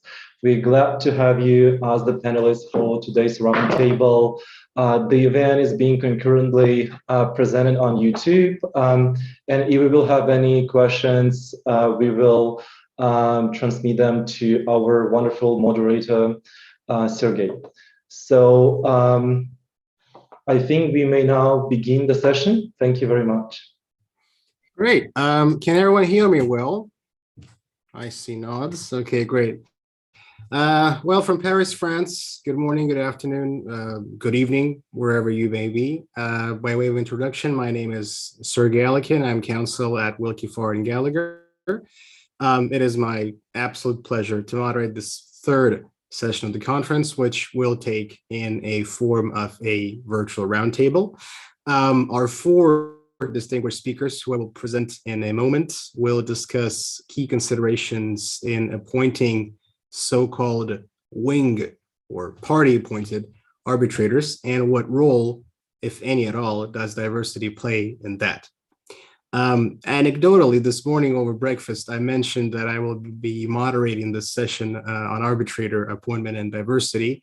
My spouse, very reasonably, if you think about it, asked me how would a white man contribute to that discussion? A question that I, for the moment, would let hang in the air, yielding the floor to our diverse four panelists. And I hope that by the end of the four presentations, this ironic question will not be the only one hanging in the air. You're all invited to use the chat function in the Zoom platform to quiz our four speakers or simply voice your opinions. So we'll first hear from Ms. Tatiana Minayeva, partner at RPC law firm based in London. She'll open the discussion and setting out her views on whether there is connection between diversity, independence, and impartiality. We will then hear from Anthony Walker, senior advisor at Rybalkin, Gordson and Partners, based in Moscow, who will grapple with the following question: is diversity relevant in selecting a party-nominated arbitrator? Our third speaker, Elijah Putilin, principal at Putilin Dispute Management based in Moscow, will explore whether a party-appointed arbitrator can qualify as counsel's wing person on the tribunal. And I appreciate the use of the term wing person as opposed to wingman, chosen by Elijah. And lastly, Camilla Gambarini, senior associate at Withers LLP based in London, will touch upon key considerations when appointing arbitrators in investor-state arbitration proceedings. Without further ado, Tatiana, the floor is yours. Thank you very much, Sergey, for this introduction.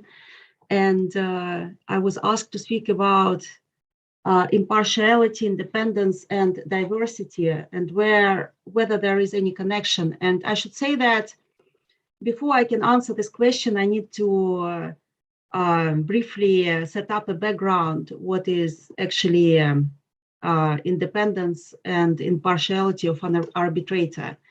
So when you select an arbitrator, you should always keep in mind that arbitrators, they are not parties' representatives. And the major quality of an arbitrator is his or her neutrality, and they cannot be biased towards any of the parties.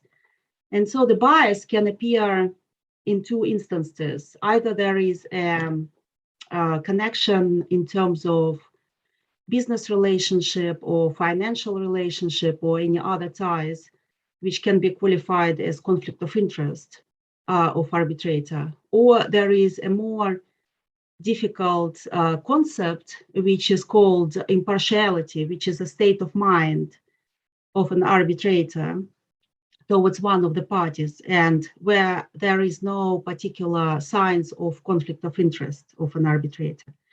And so when speaking about conflict of interest of arbitrator, I refer you to the IBA guidelines on conflict of interest in international arbitration. And I'm sure most of you know that these guidelines, being a soft law, not regulation, but it's very helpful as it sets out several colors of situations where arbitrator need to provide disclosure And briefly about this, it's, for example, a situation where the identity of an arbitrator and the party, it's the same identity, or there is a very serious financial interest of an arbitrator in a party.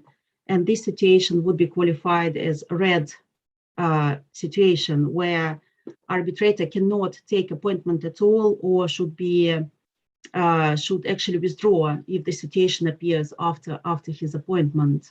And of course, there are less severe situations in the red list where the parties can waive situation. For example, arbitrator provided legal advice in relation to a particular dispute.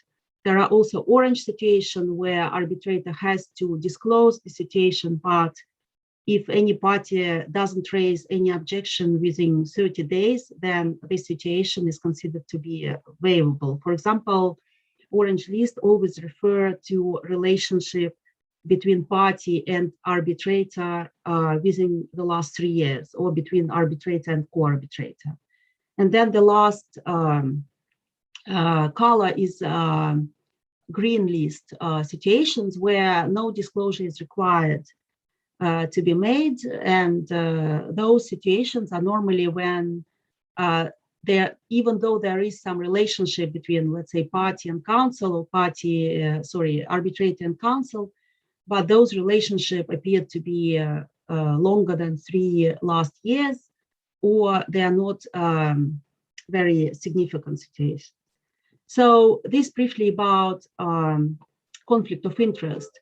But when we speak about impartiality, this is a bit more difficult concept, as I said. And in this respect, I think it would be helpful to discuss one recent case which passed all 3 instances in England, and it came up to the Supreme Court. And this case actually provides an interesting example of what can be considered as impartiality of arbitrator. And I'm speaking about Halliburton versus Chubb insurance case. So this case related to disaster, which appeared in relation to Deepwater Horizon oil rig. And as you know, it was serious disaster, and there were very large number of insurance claims filed in relation to this event. And so there was arbitration between Halliburton and Chubb Insurance, and Chubb Insurance appointed an arbitrator. And subsequently, Chubb Insurance appointed the same arbitrator in 2 subsequent related arbitrations. And arbitrator did not disclose that 2 subsequent appointments. Of course, Halliburton learned about it, wrote to an arbitrator, and asked arbitrator why he didn't disclose his appointment in those 2 subsequent arbitrations.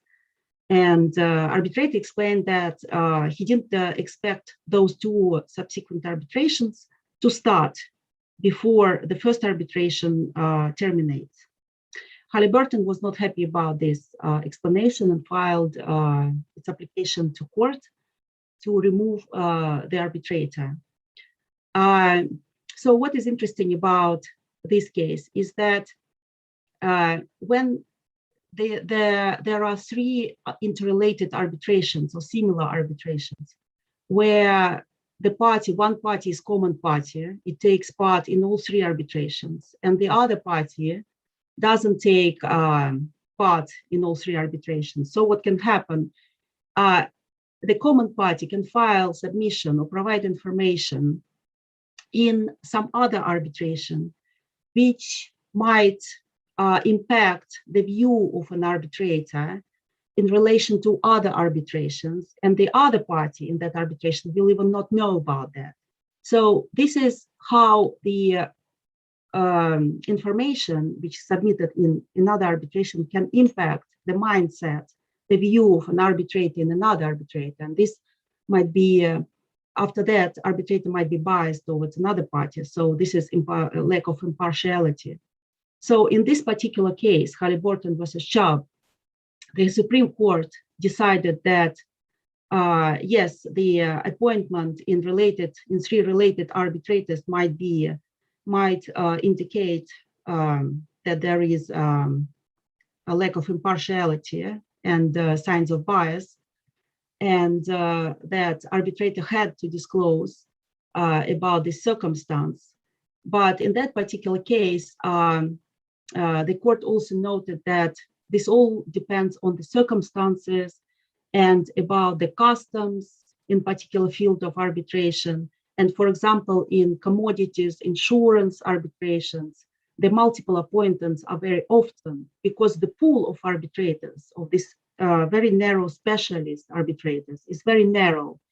And so therefore there are not many people who can actually act as arbitrators in this kind of arbitrations. And in terms of disclosure, the court noted that because Arbitration Act didn't provide any regulation or any obligation in terms of disclosure in multiple interrelated appointments, then arbitrator at that time didn't have to make a disclosure.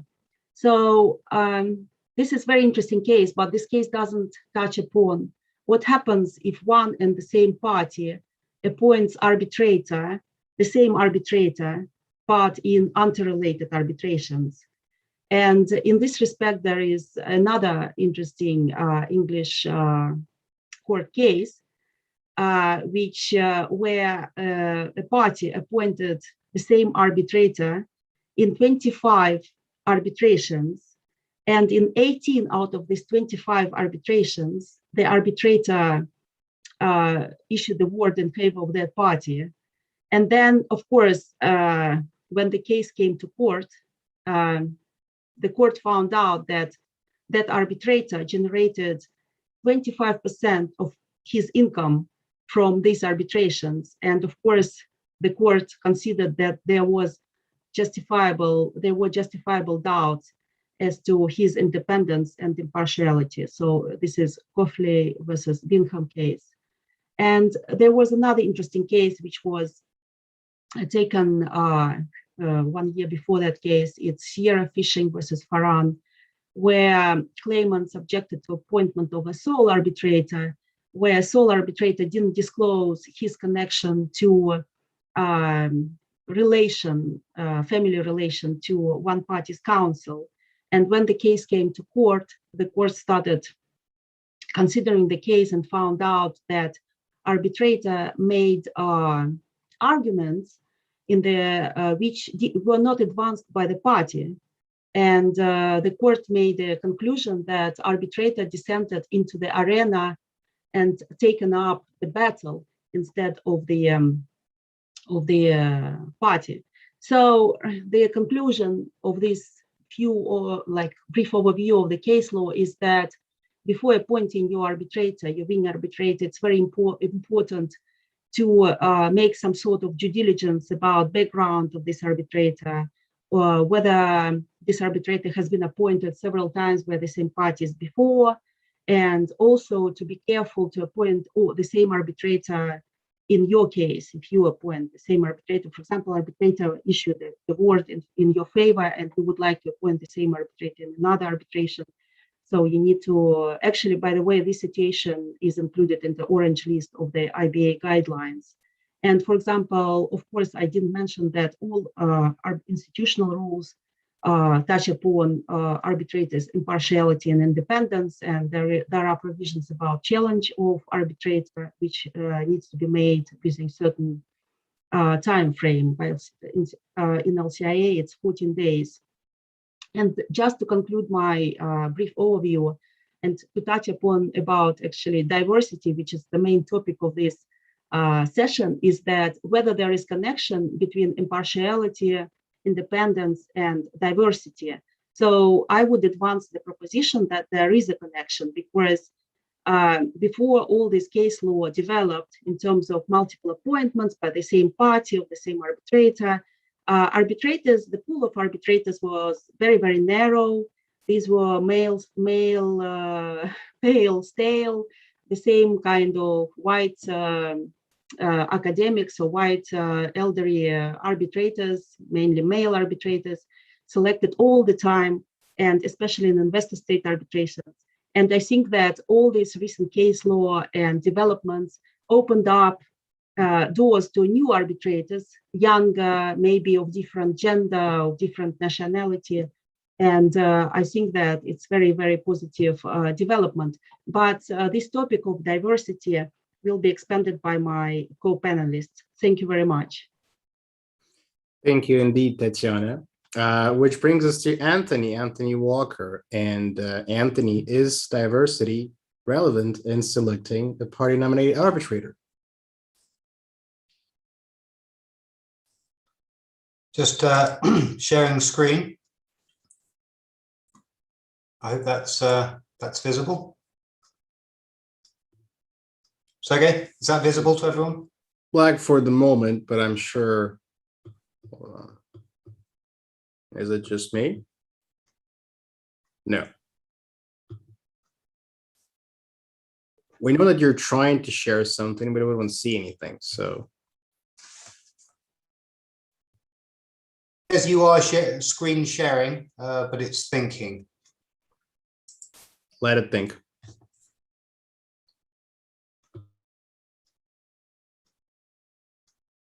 We're good to go.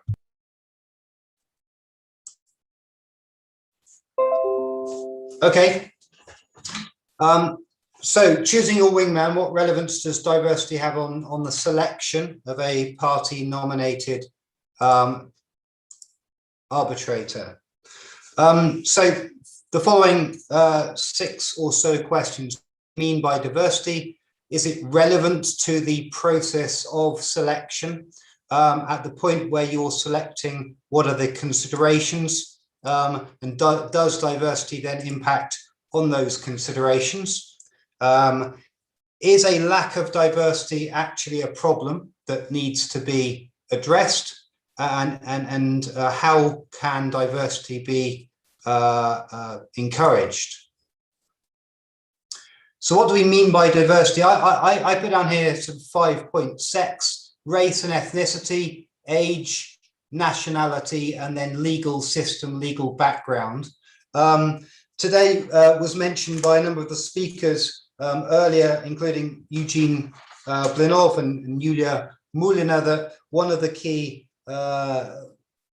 diversity topics is geographical. So I guess nationality and geographical may overlap together with the concept of cultural diversity.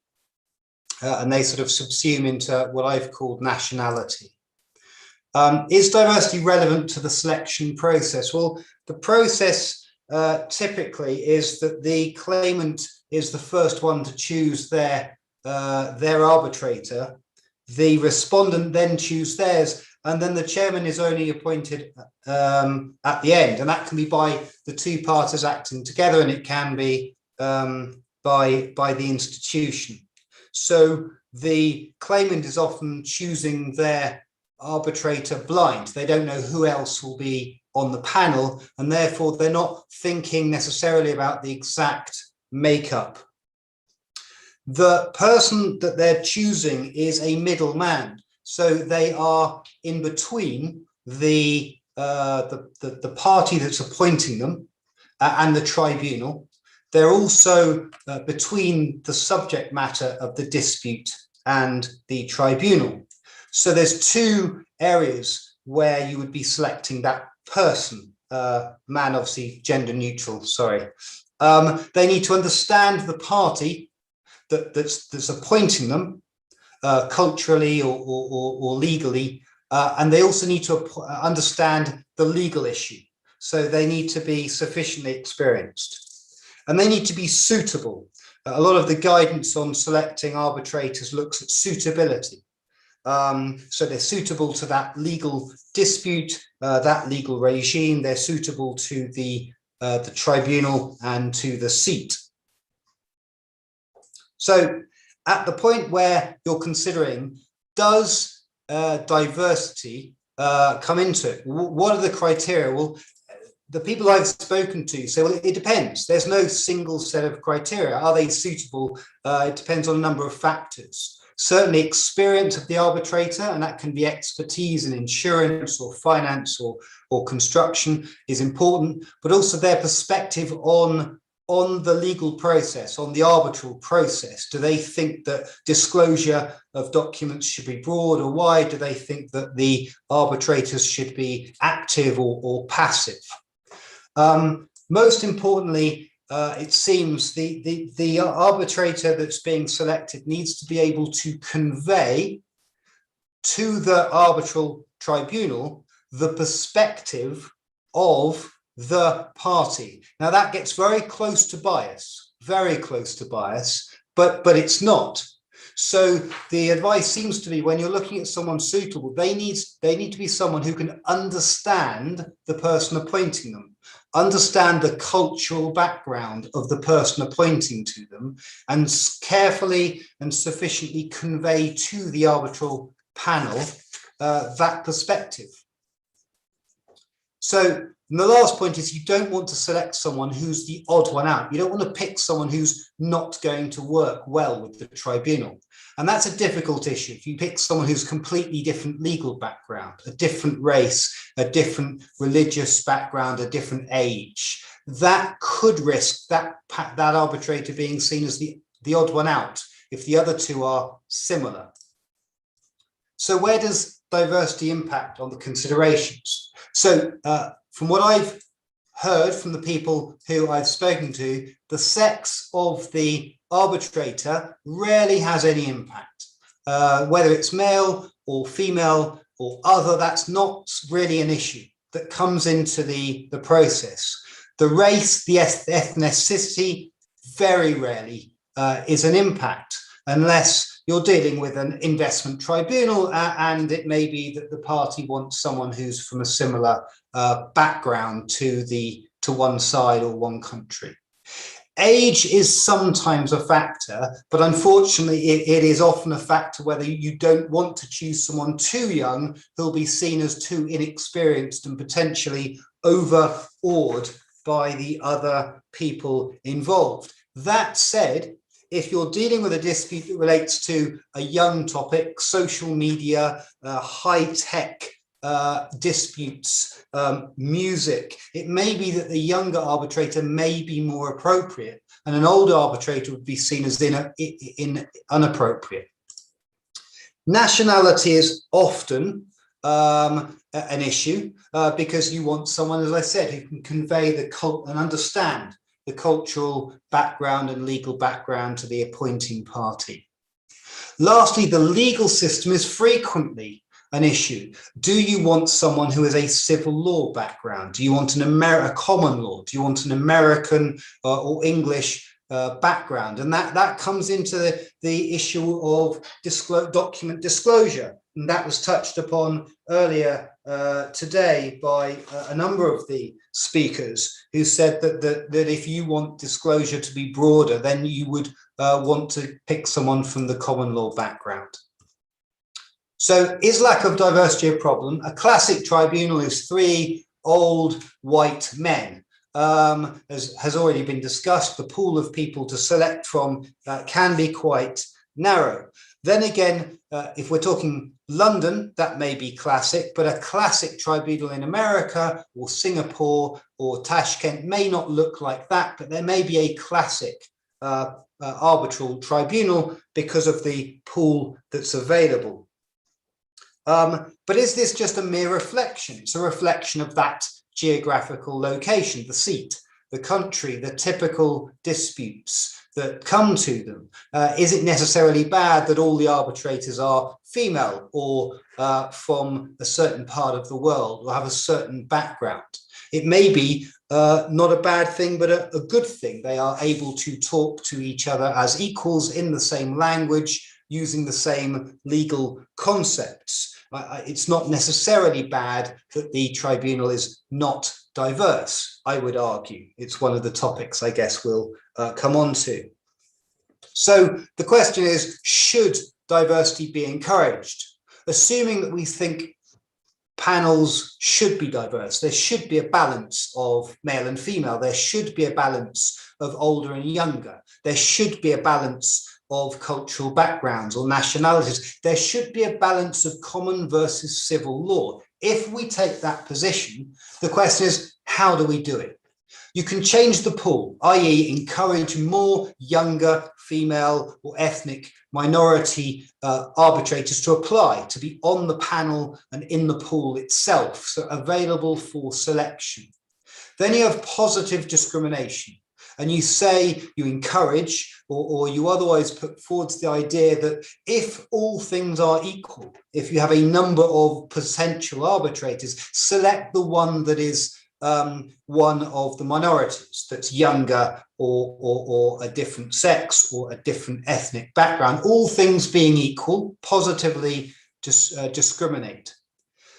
But that's the question. What is your goal? To make sure that there's no three identical arbitrators, if that's the goal. So you shouldn't have three older male men in glasses, if that's your goal. But how do you do it? I think just saying it's a good thing isn't going to be enough. I think that if you want to get there, it's got to be enforced. It's got to be a legal requirement. It's got to be one of the institutional's provisions. We are not going to accept it. The chairman, the third person, as a minimum, must be different from the other two. Some form of absolute enforcement, encouragement, I think may not be enough. I think it has to come from the institutions encouraging the parties themselves when selecting their wingman, I think is probably not going to work. In conclusion, I don't think diversity is a consideration at the moment, as I've said, depending on which aspect. I think diversity is not a goal at the moment when people are nominating. And if diversity is to be promoted, it needs to be institutional and not party appointed in terms of pressure points. Thank you very much, Anthony. We will now hear from Elijah, whether a wing arbitrator can be your wing person. Elijah. Yes, thank you, Sergey. Give me a second. I'm trying to share my screen.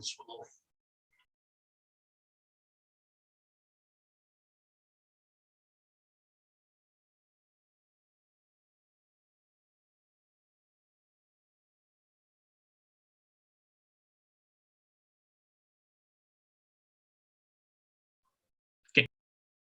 Can you hear me and see my screen? Yes, to both. Perfect. So, a very good time of the day, dear colleagues, and it's a pleasure to be here. I understand that our session is the last one, so it's highly likely I'm standing between you and a lovely dinner, probably with a glass of wine or a jolly good pint of lager.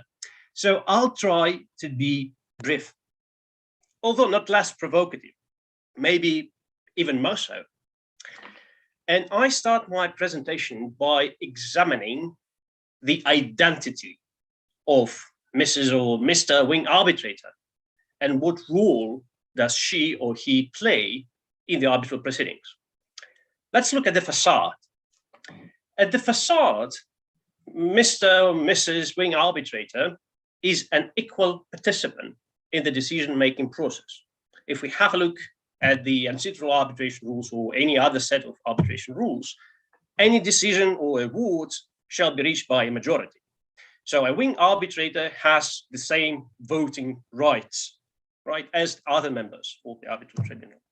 However, if we look a bit closer, there is a very important role arbitrator plays at the very outset of things.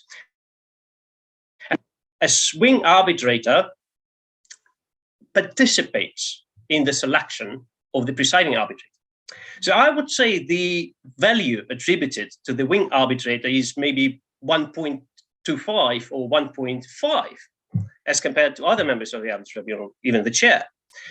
And if we have a look, say, at the IBA guidelines on party representation, well, IBA guidelines on party representation permit an ex parte communication with a wing arbitrator as far as the candidacy of the chair is concerned.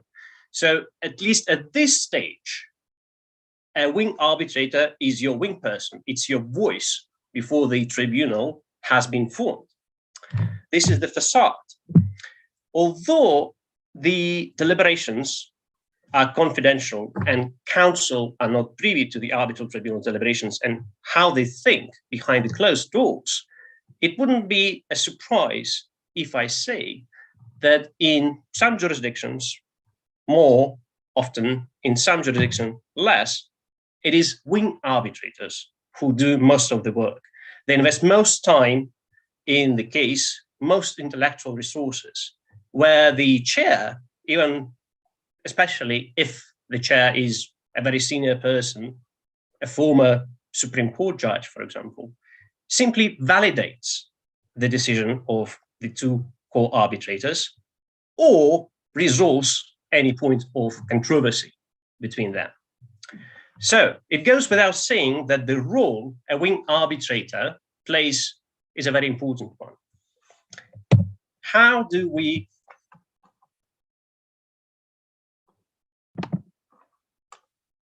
Can you hear me?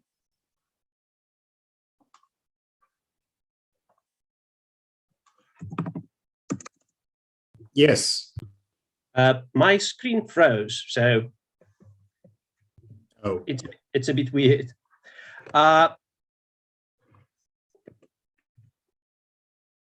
Okay, let's go without the presentation, but you can hear me, right? Yeah, that's fine. Perfect. So how do we select a right person as our wing arbitrator? Well, a rose remains to be a rose, no matter what we call it. A wing arbitrator does not. A wing arbitrator is not a faceless decision maker, and he or she invariably brings cultural, professional, and even emotional baggage to the arbitral tribunal's table. So, as the gospel says, in the beginning, there was the word.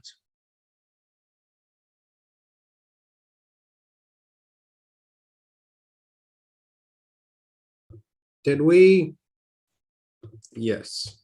I think we've lost him. I wonder if it's the biblical reference that he disappeared just when he said at in the beginning. Right. Okay. Well, let's give him a minute to reconnect. Maybe you should be more careful in choosing the.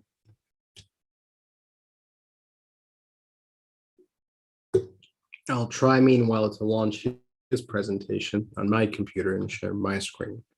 Maybe that'll work. Or maybe I'll crash as well. Maybe it's the presentation that's faulty.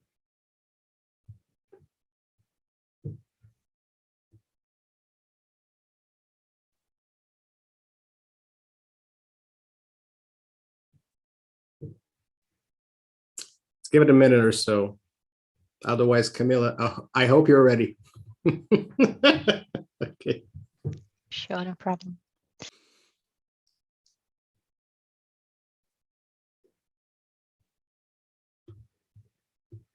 Do the organizers see him somewhere?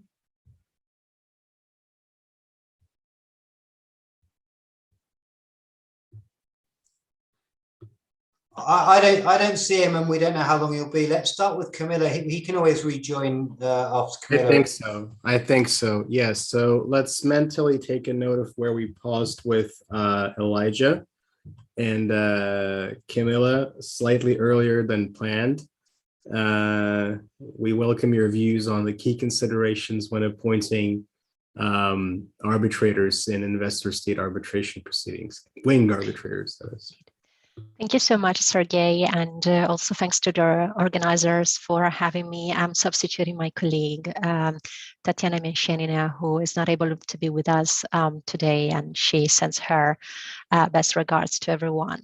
So I was supposed to be the last speaker, but I think my intervention here doesn't overlap with the interesting conversation that Elijah was having. And my goal was indeed to discuss the key considerations when appointing the wing arbitrator in the context of investment treaty or investor state arbitrations, and if there is any relevance as to the role of diversity in this choice, and what is the state of play of these considerations as of today. So, as we know, and I don't have to say much about it, but I think we are all aware that investor state arbitrations involve high stake and complex disputes, which have, as we know, a very and profound economical but political component, particularly because one of the parties involved in the proceedings, usually the respondent, is a sovereign state. So we are in a slightly different dynamic and logic compared to proper commercial arbitration. And so I completely agree that parties should have the same key considerations that my colleague Anthony has described in details. But I think, and this is what I've seen in practice, actually, there are some further key considerations that a claimant or a respondent in an investor state arbitration should take into account when deciding who should be the wing arbitrator. And in no particular order, because all these thoughts, I think, come to our mind when we are, as counsel, making this decision and discussing with our clients or taking instructions from our clients. So definitely in the context, I think, of investor state arbitration proceedings, whether your client is an investor or a state, the experience of the arbitrator's candidate on this type of arbitrations is pretty key, as well as the specific knowledge of public international law. There is a big debate on whether, say, arbitrators or counsel who are moving as arbitrators having just a commercial arbitration or commercial litigation experience should be the right candidates for sitting as arbitrators. And we know that there is this debate also in the context of the potential creation of the investment court. The potential judges of the investment courts will have to be individuals with a strong experience in public international law. Another important consideration is the candidates, and I would call it sympathy, in relation to certain arguments that may favor more the claimant investor or the respondent state position. The knowledge of foreign languages, the familiarity with certain industry sector, and also increasingly, I would say, the ability to grasp, navigate, and understand very complex quantum claims. Again, I don't have to remind you attendees of the high value of these disputes and the complex debates and battles that the parties have, particularly on quantum, the methodology to be used, and so on and so forth. So in practice, it is very, very common, and I think it's something that we all do as counsel and parties. We go through very carefully the candidates' CVs and bios, but also published writings, arbitral awards, dissenting opinions, and other professional activities. So I would say we have heard Tatiana and also my colleagues highlighting the importance of the independence and impartiality of arbitrators. Obviously, this remains the paramount in international arbitration, but in a way, probably, and I think in investor state arbitration, we see it slightly more perhaps than in commercial arbitration. The parties want to maintain a certain control on who will be their wing arbitrator.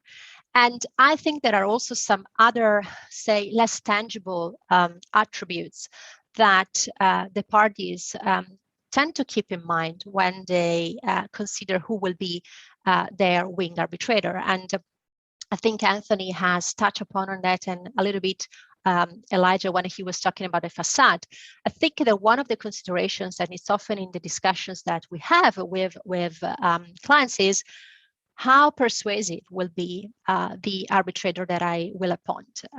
When the tribunal will be in deliberations, and provided that we all agree that an arbitrator should not be the representative of the party, but at the moment where we have to fight on certain points, will my appointed and wing arbitrator have enough persuasion in drawing the tribunal together to reach a certain decision on a specific point? And I think that's, again, one of the sort of less tangible attributes compared to the sort of requirements and factors that I've listed before. So it seems to me, and I think we haven't said it, but I suppose it was sort of implicit in our conversation, international arbitration, being investor state or commercial, requires a high level of knowledge and suitability and experience. So the question is there a space for diversity if ultimately what we want is someone who is able to sort of enter into our shoes and, independently, impartially, of course, defend our party's position, right?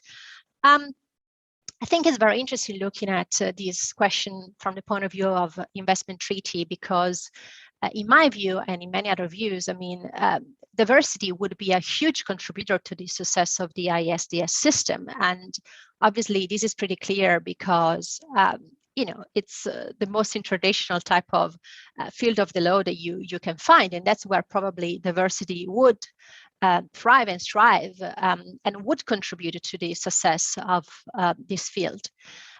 The reality is quite opposite to what we may expect. In reality, there is a sort of a lack of diversity among arbitrators in investor state arbitration. And I was reading an interesting article that I recommend to read. It's called The Diversity Deficit in International Investment Arbitration. It's a recent article published by very important professors, and it's interesting that only 2 of the 25 most influential arbitrators are women. 22 of these arbitrators are from North America or Europe. So there is a very limit to the role that diversity in all senses, so not only gender diversity, we're speaking of geographic diversity and legal tradition diversity, plays in practice in investor state arbitration. And I think that the problem is even more relevant when it comes to wing arbitrators, because again, looking at data for this conference, but also in the news that we read every day, we see that arbitral institutions are trying to push to achieve more diversity, at least in the appointment of the chair of the arbitral tribunal. ICSID is actually doing a great job, and there are some statistics published in their annual report, which I invite everyone to consider. The real problem is when it comes to the party appointed arbitrator.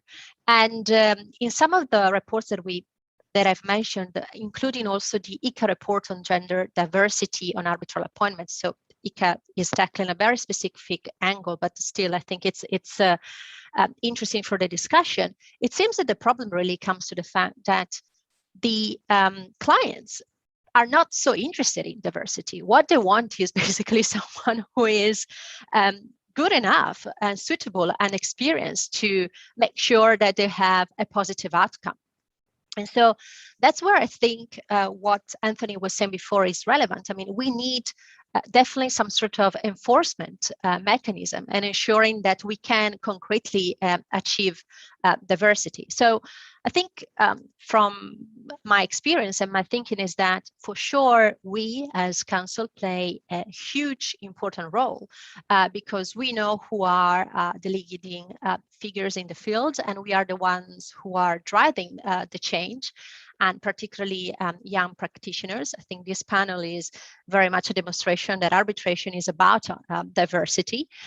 So it's important that we as counsel influence our clients and let them understand that, you know, we have to move away from certain older generation arbitrators who may have the experience but may be busy to tackle our and take care of our cases. Secondly, and maybe it's a speculative argument, but I found some evidence on that, perhaps states may start including provisions in BITs in which there is a sort of an obligation to consider diversity in the appointment of arbitrary tribunals. And I was able to find a reference in the Netherlands model BIT of 2019. There is a clear reference to diversity, but not with regards to wing arbitrators, rather in the appointment of the appointing authority of the arbitrators. So again, a slightly different angle, but we've started to see it also in a treaty practice. So it's a matter of time, but to conclude, I think we should all strive to reconnect the tension between experience, suitability, and diversity. I see that Elijah is back, so it's perfect timing for me to conclude. Thank you very much. Wonderful. Thank you very much, Camila. Elijah, we hope you're back with us for good. I'm happy to help you to share your presentation if you want, unless my computer crashes after that as well. So you let me know. Yeah, just let me know when I dropped, because I have no idea. I've been talking before the frozen screen for like 10 minutes. Oh, really? Okay. Well, look, we've missed you for quite some time. I think after the facade, you've disappeared. So, Elijah, the last thing I heard was your reference to the Bible. If you've got your notes, you were making a Bible reference. maybe skip that. Just maybe that was the reason. It's a holy intervention. Yeah. So Elijah, the floor is yours, really. Do you want me to share your presentation on the screen? I can do that. Or Yeah, maybe... yes, please. Yes, please. I'd really appreciate it. Okay, let's try that. There you go. PowerPoint. Okay.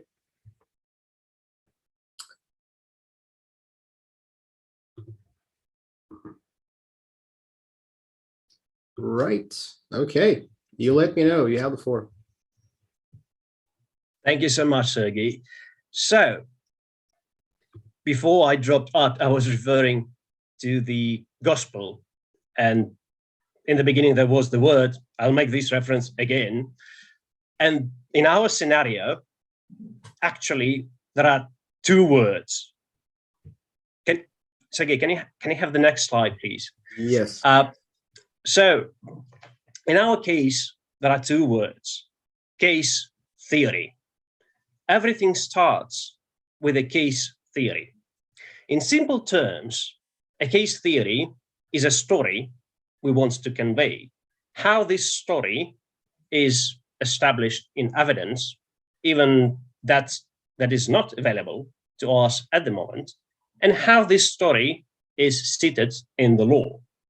So once the case theory is developed, I, as counsel, want to nominate or appoint an arbitrator who will be the most receptive of my case theory. How do I do it? The simple answer is by asking questions. The first question that comes to my mind is, do I want someone who favors black letter approach or is more inclined towards broader interpretations? Do I want someone who is an industry expert, or do I have best chances of persuading a novice? Will I be relying on witness evidence, and to what extent, etc., etc., etc.? The list of questions would depend on the case. Once you answered a number of questions, you'll end up with a pool of potential arbitrators. How do you filter the pool? How do you pick the most suitable arbitrator out of the pool? Well, there are several considerations. First, your experience. Over the course of your career, you will encounter a number of arbitrators more than once. You'll get to know how they think. You get to know what works with them and what doesn't. Second, even if you have not appeared before a particular arbitrator, it's highly likely your colleagues had. So there is no prize for asking. Approach your colleagues, discuss with them, who do you think would be the most suitable arbitrator for the case at hand? Third, publicly available awards and publications. In this modern era, there is a digital footprint of everything. The same holds true for arbitrators. While it may be quite difficult to obtain publicly available awards in commercial arbitration setting, in ISDS, most often they are available. Fourth, an often neglected tool for selecting an arbitrator is a so-called arbitrator interview. Before I dropped, I was referring to RBA guidelines on party representation. And the RBA guidelines on party representation permit a communication with an arbitrator, a prospective arbitrator, about his background, his experience. The way you structure this interview would depend. You should not, of course, cross the line between discussing his or her experience and background and particulars of the case. Else you would create a ground for potential challenge of your nominated or appointed arbitrator later on. Fifth, Arbitrators Intelligence is an effective tool to gather information on potential arbitrators. So you limited the pool, say, to 4 potential arbitrators. And again, you have to ask yourself some questions. First, are there any mandatory requirements of the lex arbitri or arbitration agreements of the parties as to the qualifications of the potential arbitrator? Second, who is or will be the other parties' arbitrator or arbitrators? At the end of the day, you want to nominate or appoint a person of the same or ideally higher or larger caliber than that of the other party, because you want your person on the arbitral tribunal to be on par with that of the other party. And again, these questions are very case specific. You have to be very imaginative to be able to ask these questions while selecting an arbitrator. Can you have the next slide, Sergey, please? So, can a wing arbitrator be your wing person on the arbitral tribunal? Can he or she swing the case in your favor? Yes and no. As Tatiana mentioned earlier, arbitrator, be it a wing arbitrator, the sole arbitrator, or the chair, shall be and remain at all times impartial and independent of the parties. And the quote you see is from the LCA rules. But let's be honest, as counsel, I do not want a psychologically pristine arbitrator. I want an arbitrator who is predisposed to my case or predisposed against the other party's case. At the same time, I cannot appoint apparently not independent and apparently biased arbitrator. If not picked by the other party, it will inevitably be picked by the chair and the other co-arbitrator, or the institution, as the case may be. So my co-arbitrator will not be confirmed, appointed, nominated, etc., or challenged later on. What shall I do? Well, I want my co-arbitrator, and again, I'm saying my but at the end of the day, it's not my or my party's. I want a co-arbitrator to be unconsciously biased. So on the face of it, he or she appears to be independent and impartial. But as I said early on, I don't know whether you heard or not, a wing arbitrator is not a faceless decision maker. He or she brings his cultural, professional, and even emotional baggage to the arbitral tribunal's table. So I want someone with the suitable baggage. Can I have the next slide, please? And this is where diversity comes into play. Some would say diversified arbitral tribunals are more independent, are more impartial, and diversity overall enhances the legitimacy of arbitral procedure, the legitimacy of the arbitral tribunal. To those I say, well, depends how you see it. It has been quite well established thing in independent impartiality discussions, the affiliation bias. So a co-arbitrator feels affiliated with a party who nominated him or her. And I can induce this affiliation bias by nominating someone with the same cultural background as I am or my party is, someone of the same age as I am or my officers of the parties are, etc., etc. So diversity is a double-edged sword. It can play both ways. Second, again, in psychology, it is a well-established fact that when we are surrounded by our peers, it is more likely that we will act as our peers, a so-called crowd psychology. I wouldn't say tribunal is a crowd, and in any event, the 3, 5, 7 members of the arbitral tribunal are not sufficient to qualify as a crowd. But again, it is generally true that a culturally, professionally, etc., homogenized arbitral tribunal is more likely to act like one, whereas the diversified arbitral tribunal, it depends. So as you see on the slides, I make a reference to divide and impera approach. That's because as counsel, I'm not fighting with the other party. I'm fighting for the arbitral tribunal's attention. I'm fighting for the arbitral tribunal's mind. By having a diversified arbitral tribunal, I divide them and can convince, can persuade one by one more easily than if I have to work against 3 persons of the arbitral tribunal.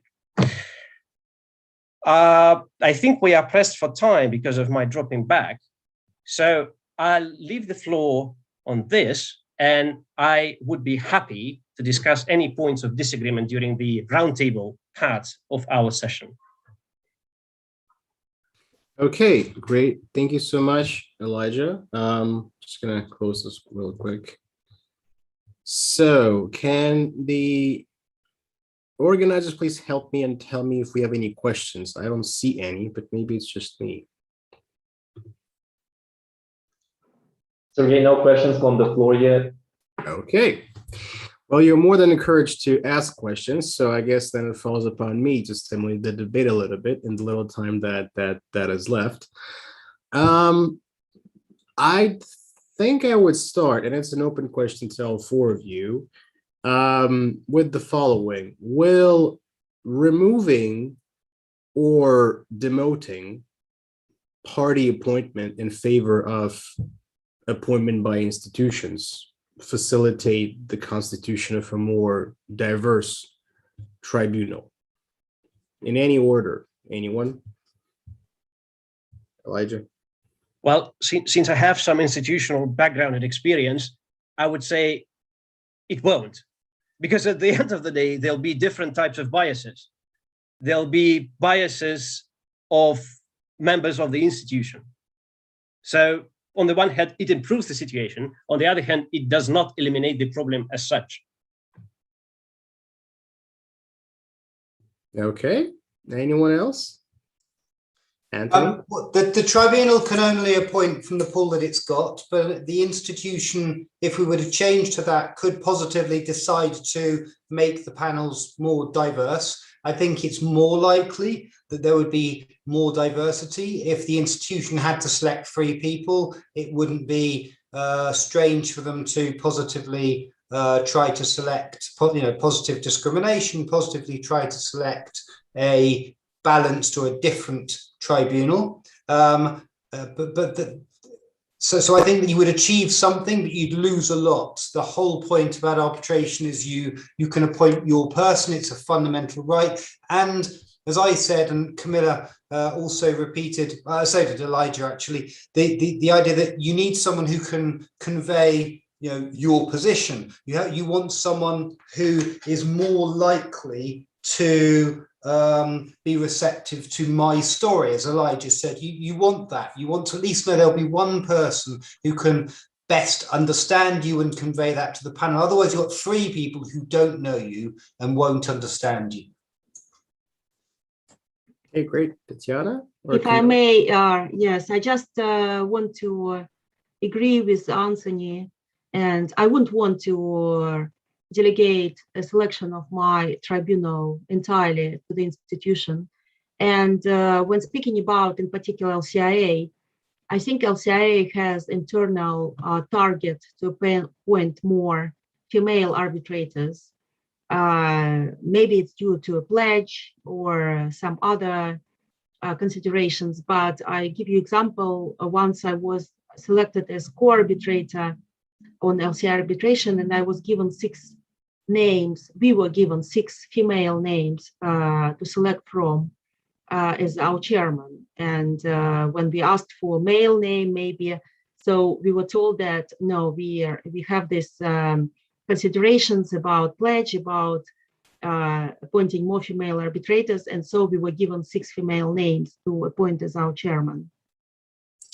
Can I jump in on that point? So can anyone on the panel actually say, is a more diverse panel in any way whatsoever a better panel? Like, everyone talks about diversity as obviously better, but in what way is it better? Now, ignoring sex, because I think male and female, I don't think there is a difference between male and female, and therefore it's great that there's more female than that. But if we take the other topics, we take age, we take culture, we take language, we take ethnicity, we take legal background, is a more diverse panel on any of those other topics actually better? Is it a goal we should be pushing towards?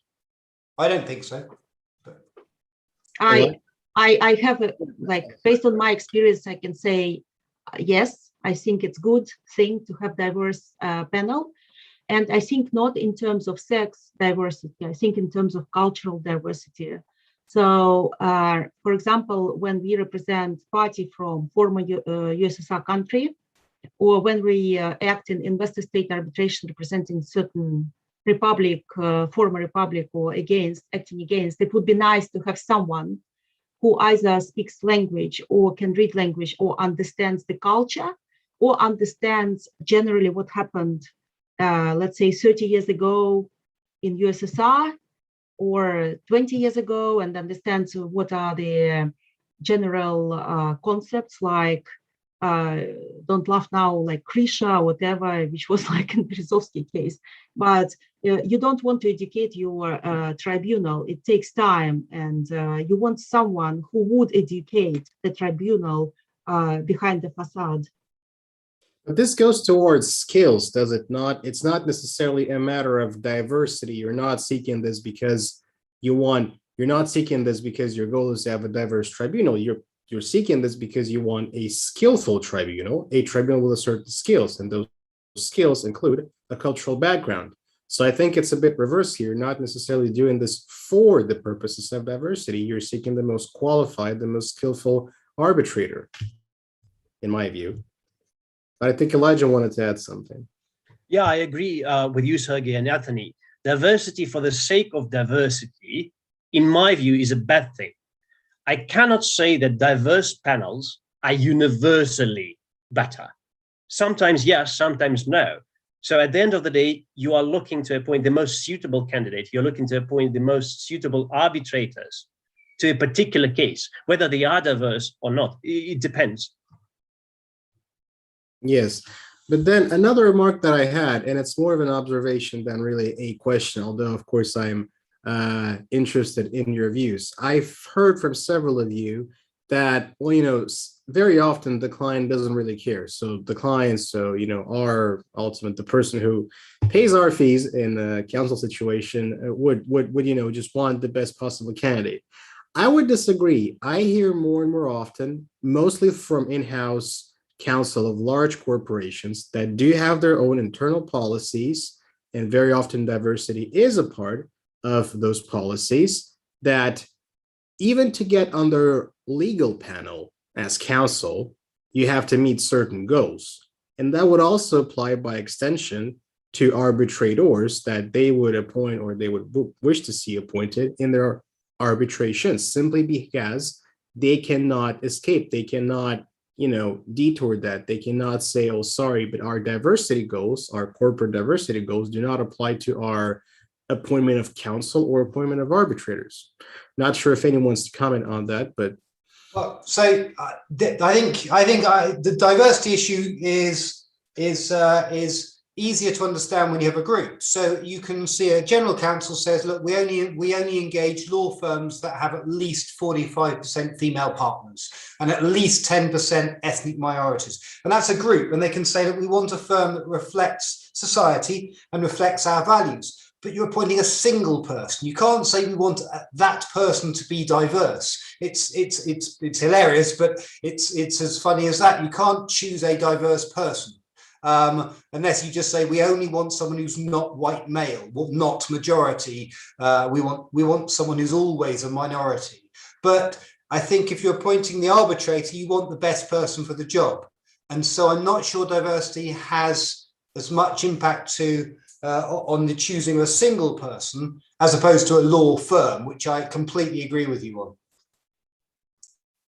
It reminds me of the 2019 incident with an arbitration involving Jay-Z and the AAA, whereby he was seeking relief from a state court because the proposed profiles of arbitrators did not contain Black men, which he wanted as an arbitrator. And there was a very interesting debate in the state court as to, you know, whether or not this should be allowed. But yes, it is a very interesting point. Unless there are any further comments on that, I think we can end up on a lighter side or a lighter question. How young is too young in terms of diversity? Hey, go on, Camilla. No, go. Anthony? Speaking of, you are more senior, so you go first. No, I'm not. We all have Zoom filters on, so all Yeah, I was going to be a cat, but I just chose to be a non-diverse white male for the purpose of the call. No, I think age is relative. So I think that I think there isn't a too young, because someone could be under 25 but very experienced or an expert in something, and you can have someone who's pretty inexperienced and pretty rubbish and over 50. I think it's more a question of balance comparable. So I think it would be good to say, if you've got a panel and they're all between 25 and 35, I don't think that's too young because they're equal. I think where you've got a panel where one person's under 30 and one's over 60, that age divergence carries with it a risk. And Elijah said that you don't want someone who's going to be overwhelmed or overawed by someone else. You want someone who has enough caliber to stand up to the other panel. And it comes back to my first point of process. When you're the claimant, you have to appoint your person in the absence of knowing what the other's going to be. Here's an idea which no one's mentioned and I forgot. What about changing the process? As a claimant, you don't have to choose yours first, not knowing who the other will put, and without the chairman. Could you do the reverse? You get the chairman appointed, and then you, as the both sides, then put forwards 2 or 3 people of your own. So you select based upon at least knowing who the chairman will be. That's an idea.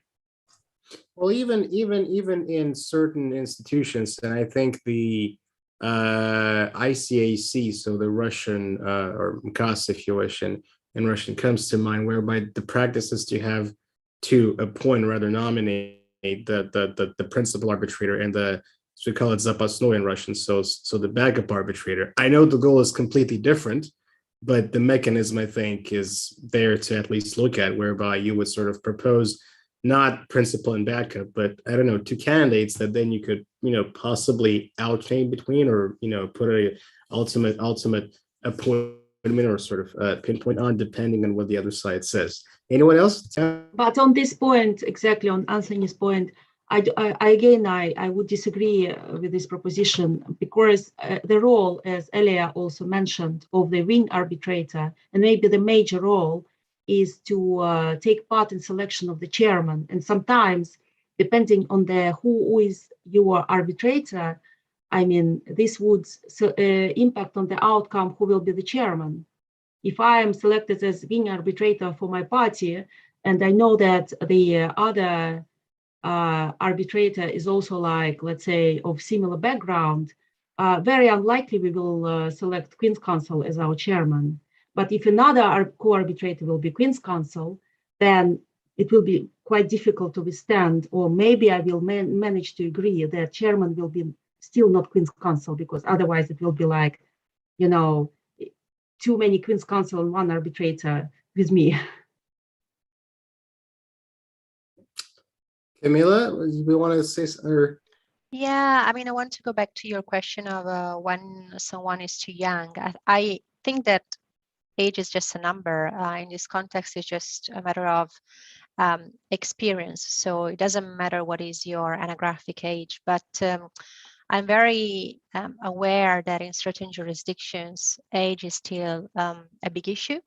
And there is a pattern to keep appointing arbitrators who, for instance, are former Supreme Justices or very, very, say, old people. And I think that age is tricky, because then it creates some sort of difficult dynamics even within the deliberations of the arbitral tribunal. There are instances where the young arbitrator may feel constraints, for instance, to take the position of more senior ones. So I'm not saying that we should not support young practitioners. On the contrary, I think that the goal is to find the right arbitrator for the case who has the experience. And I think that we should look for younger arbitrations, because most of the times they have more time and they may be more dedicated than senior arbitrators to decide a case. So I think that ultimately, yeah, it's a matter of experience, but I know also from friends who sit as arbitrators that it's a tricky element to balance also when you are the young arbitrator on a panel with senior people. I wonder if two young arbitrators can overpower a more senior chairman that they did not appoint themselves, but was, I don't know, not imposed, but was appointed by the institution. But I think it's a topic for the discussion, or maybe that we could continue sort of outside this, or over that glass of wine or a pint of lager that Elijah mentioned. I think we have run out of time, unfortunately, unless Renat tells me otherwise. Well, we would definitely like to hear more, as always. Thank you very much, everyone, for sharing your experience and perspective. It's very valuable, and it's quite unique because all of you possess very valuable experience, and it was quite a fun to hear different stories today. So thank you very much, and today I really enjoyed, and I hope that indeed enjoyed the event, hearing from diverse panel of speakers, first from the folks representing institutions, and then from various stakeholders practicing international arbitration. As an institution, we have and will continue contributing to the broadest discussion of the issue and help to promote diversity. Again, thank you very much, everyone. Thank you all. Have a great evening or the rest of your day. Thank you very Thank much. you. Thank you. Thank you. Thank you. Bye-bye. We also would like to thank our wonderful interpreter who provided translation services tonight, Mr. Viktor Potapov and Kerimet Law for supporting this event. Thank you very much and have a good evening.